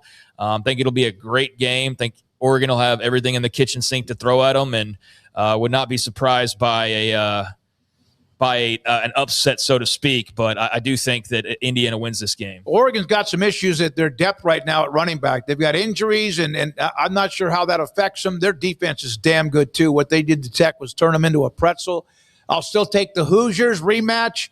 You always say, who has the advantage? A team that's in your head because they won, or a team that's got this. Indiana is so solid in every phase. And I take the Hoosiers to win, so we all have the same three. All of us have the same two picks. Yeah, it's not going to help me at all, but who cares? I just want to. So there's no way mathematically that Craig can lose, because no matter what, he'll be 2 games up, entering the championship game with 1 game to pick. Oh, is that what happened? Yeah. Oh, and Craig, I always, because I can't stand unanswered emails for the most part, Andrew sends us the email. I respond right away, and I realized about a month ago that Craig is the third one to respond all the time. Yep. And in my head at first, I was like, well, he's a late riser. And then I thought, like, no, he's better at strategy. I think you're trying to take away from my picks and my win here a little bit. So I'm going to remember that. I'll be the first to email next year, and I'll still kick your ass. But no, I just do that because I'm the last to make up my mind. But I can assure you that this is all. Well, it was a feel-good moment until you just... I'm not saying it's not skill, but I do think that I'm just happy you you're got better at strategy than the rest of us. No, which is funny because there's Craig doesn't read the emails anyway, so he wouldn't know what you picked. Which is funny because there's absolutely no strategy, but I'll take what I can get, and winners win. So I'm happy about the win this year. I'm glad, Paul, you eventually got above 500. I was worried about you there. I was effed the whole year because I couldn't pick an upset. I could not pick one single upset. I was like, oh, this matchup. I go into it, and then I was like, all right, let's do it. And then Here, do we have the wheel? Oh, the top 5. Paul, Catalina, the top 5. Will come back with the wheel, the quizzes, and everything else, and the poll results. This is 365 Sports.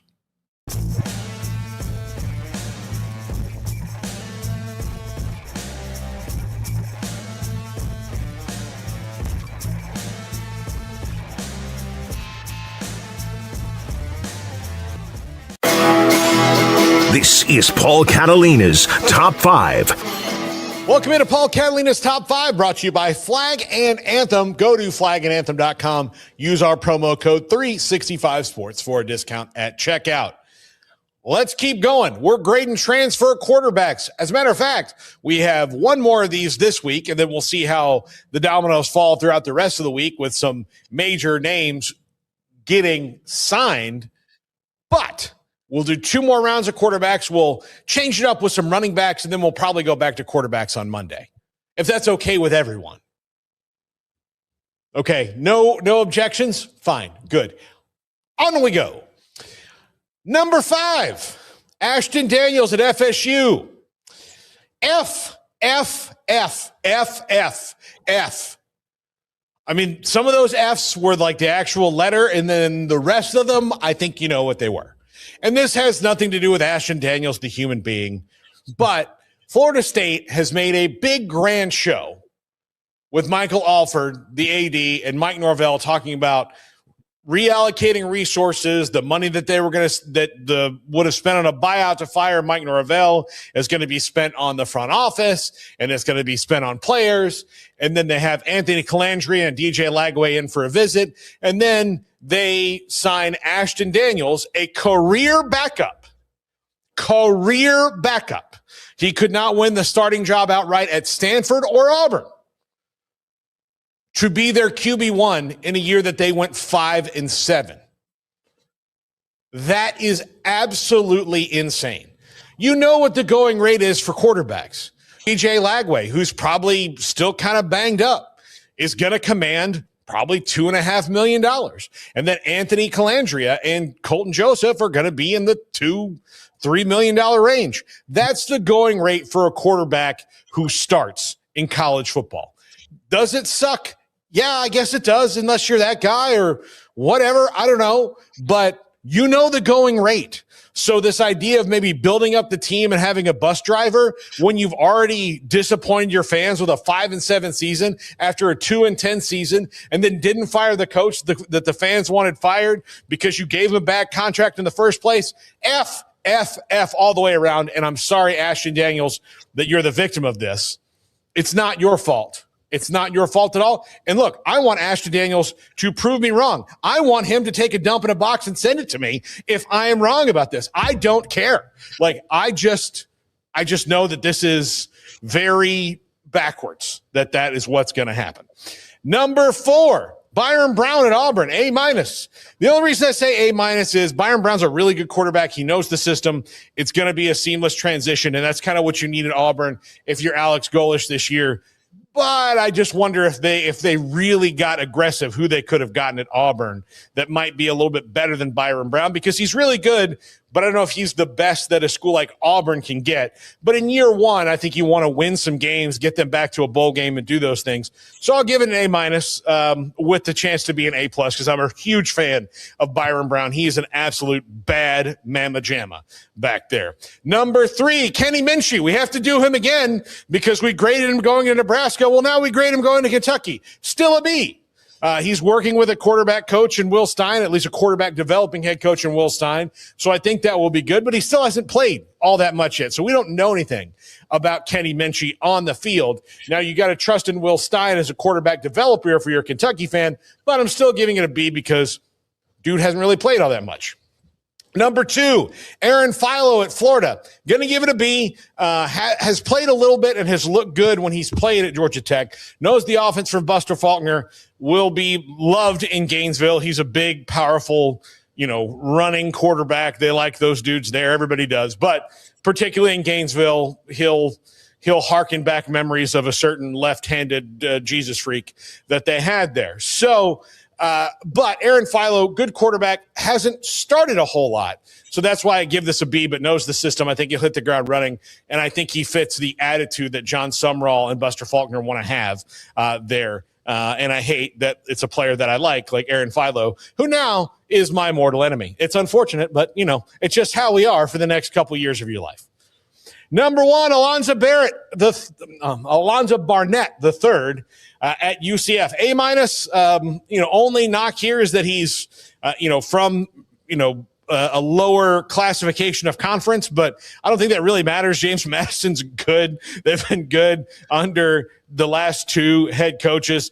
He had a fantastic year, and this is a scheme fit for Scott Frost. There's no quarterback battle now. You know who it's going to be. Keep this guy healthy, keep him upright, and UCF's going to win more games this year. Bottom line, if this guy plays in 11 of the 12, 10 of the 12 games, and is healthy, if he plays in all 12 games, they're baseline to me 7-5, and that would be because they're deficient on defense or something. But I think this represents a nice little turnaround for UCF, because I think he's a guy who can make plays in that system.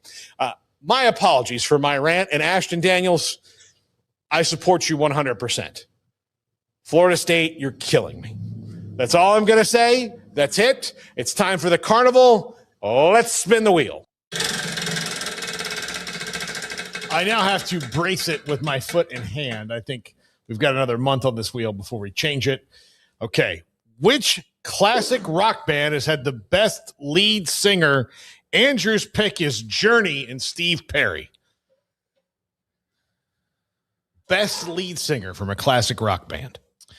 I mean, that's a pretty good one. Freddie Mercury, I guess, is where I guess my brain goes initially, but there's a ton to choose from. But yeah, I think Freddie Mercury, Steven Tyler, a couple names with some pretty wide-ranging vocals that I enjoy. So yeah, I mean, there's 1,000 names you could mention, but there's a couple of them. I don't remember who was the other person. There's an interview. Somebody asked somebody about they had the greatest voice ever, and he said, "You're talking to the wrong person. You need to ask that to Steve Perry." So Steve Perry with Journey, even though the young man that came over from the Philippines was really good, to me it's Steve Perry, Journey. Yeah, it doesn't. When I see Journey now, they were on before like a bowl game or something the other day or at halftime, and I'm just watching. It says Journey, but I always feel like it should have quotes around it, like Journey. Yeah, sure, it's Journey, but Steve Perry's not there, so it's not quite Journey. Yeah, he's. I'll go Steven Tyler because he has his voice is so unique. I'll go Steven Tyler and Aerosmith because Dream On. I've heard a lot of people cover Dream On. Nobody can cover it and hit the notes the same way that Steven Tyler does. No, those guys, they're at the best. That's why they're at the top. All right. Long before the international series was established, the NFL played its first ever game outside North America in 1976. In which city was this game held? Sydney, London, Barcelona, or Tokyo? I want to say Tokyo. Yeah, for some reason I want to say Tokyo as well. I have no idea, but for some reason that just is what was in my head as well. Yeah, so. It would be London or Tokyo, in my opinion. What's the answer? Tokyo. There you go. August 16th, 1976, the St. Louis Cardinals beat the San Diego Chargers 20-10 at Korakuen Stadium in Tokyo. We used to have they have sumo bouts or tournaments there. Paving the way for the NFL's global expansion, the path that led to the first European game in London in 1983, the American Bowl Series in 1986, and eventually the league's first regular season game in North America and Mexico Mexico City's in North America, followed by the International Series in London in 2007. So, have you been to that hall?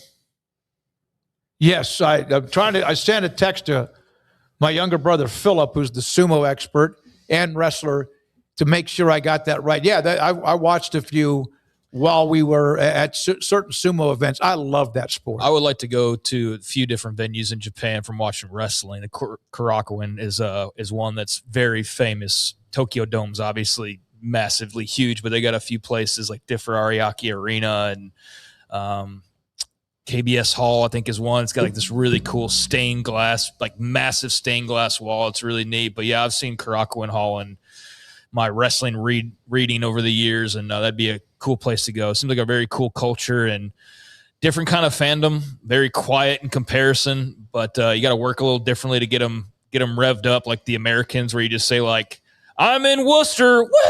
Yeah, like you can't just do that there. Yeah. But yeah, that's a cool venue. Yeah. How's it going, Tokyo? Oh, we're fine. We're good. Yeah, thanks for asking. That's very polite of you. That is, I would think, growing up, of all the places we lived around the world and country, that 4 years in Japan was just unbelievable. For nearly a decade, 1967 to 1976, what common move was actually banned in NCAA college basketball? The Euro step, the slam dunk, the alley-oop, and the behind-the-back pass. It's the slam dunk. Right? Slam dunk. You couldn't dunk. Amazing Alcindor with what he did. Eventually, Jabbar.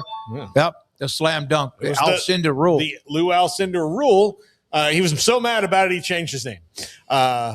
The Euro step really is something that kind of came into the professional basketball or basketball dictionary or whatever vocabulary in recent years. Yeah, so it's illegal. Officials cited injury risk, but fans saw it as a way to slow the 7'2" center. Instead, players got creative. Kareem perfected the sky hook. David Skywalker Thompson popularized the alley-oop, and the game evolved. The ban ended in 1976 once stronger breakaway rims made dunking safer. So, all right. Yeah, they can say safety all they want, but there was only one Lou Alcindor at the time. And yeah, there's some other great big dudes at 7-footers in college, but Alcindor, I can't even imagine. He started the revolution. Yep. Well, Chamberlain and then him started the revolution. Yep, absolutely. So, yep. Yeah. Is the revenue sharing model truly enough to stop star players from transferring? Yes, deals are legally binding. 69%. Are they? 68% no. Bigger offers always win. Well, legally binding, we still don't know because there's a case out there right now and there's about to be a second one. I mean, yes, I'm not a law expert, but I would think that what's the point of doing it if it's not legally binding? Yeah. I mean, what are we doing? Like, if there's no actually legally binding agreement, then what's the point of it all? Like, why even start the conversation? Why have meetings about it? Why do any of it? So yeah, I sure as hell would hope that it would be legally binding, something that could stop the rash of transferring the guys on 4 schools in 5 years, or hell, who did we just talk about earlier? Malachi Nelson's trying to be on like 4 in 4 years. I know it's not quite that, but yeah, I would like to see some framework established at this point. Like it's some of the mess is fun, but like this whole situation with Deont Williams is like, this is stupid. This is not, it might be great for Twitter for like a day, but it's not great for the sport as a whole. And that's sort of where I am. Yeah, no. And look, I'd side with the Big Ten. I mean, there's certainly some tortious interference going on here. If the guy signed a contract and then 4 days later backs out of it, somebody called him. Yeah, a verbal deal, fine. That's up to you as a gentleman or a woman. But if it's signed. No, I mean, I guess I kind of read this wrong. Is that going to stop? I mean, it would all depend on the exact rules of the revenue sharing model, which I don't know off the top of my head. So no, you're not going to stop transferring. Does anybody? And I don't think that's part of the problem is that nobody does. Yeah. So I guess I don't know. I don't really know how to answer this. I guess no. I would say no. It doesn't because it's not going to stop transferring. You're still going to be allowed to transfer. You're not going to be just stuck where you are no matter what, but it won't be what it is now. Yeah. If we ever get there. Will Bill Belichick's second season UNC be worse than his first? Yes, the game has passed him by, wins by a landslide. No, the GOAT will adjust, and 19% say he won't finish the season. Yeah, I don't think it'll be worse. I know he just may disappear. That's a lot of people. I don't think he's going to just like give up and not want to get better. I think you're going to see they'll learn from it. Doesn't mean they'll be much better, but I don't think they'll be worse. I don't think the game's totally.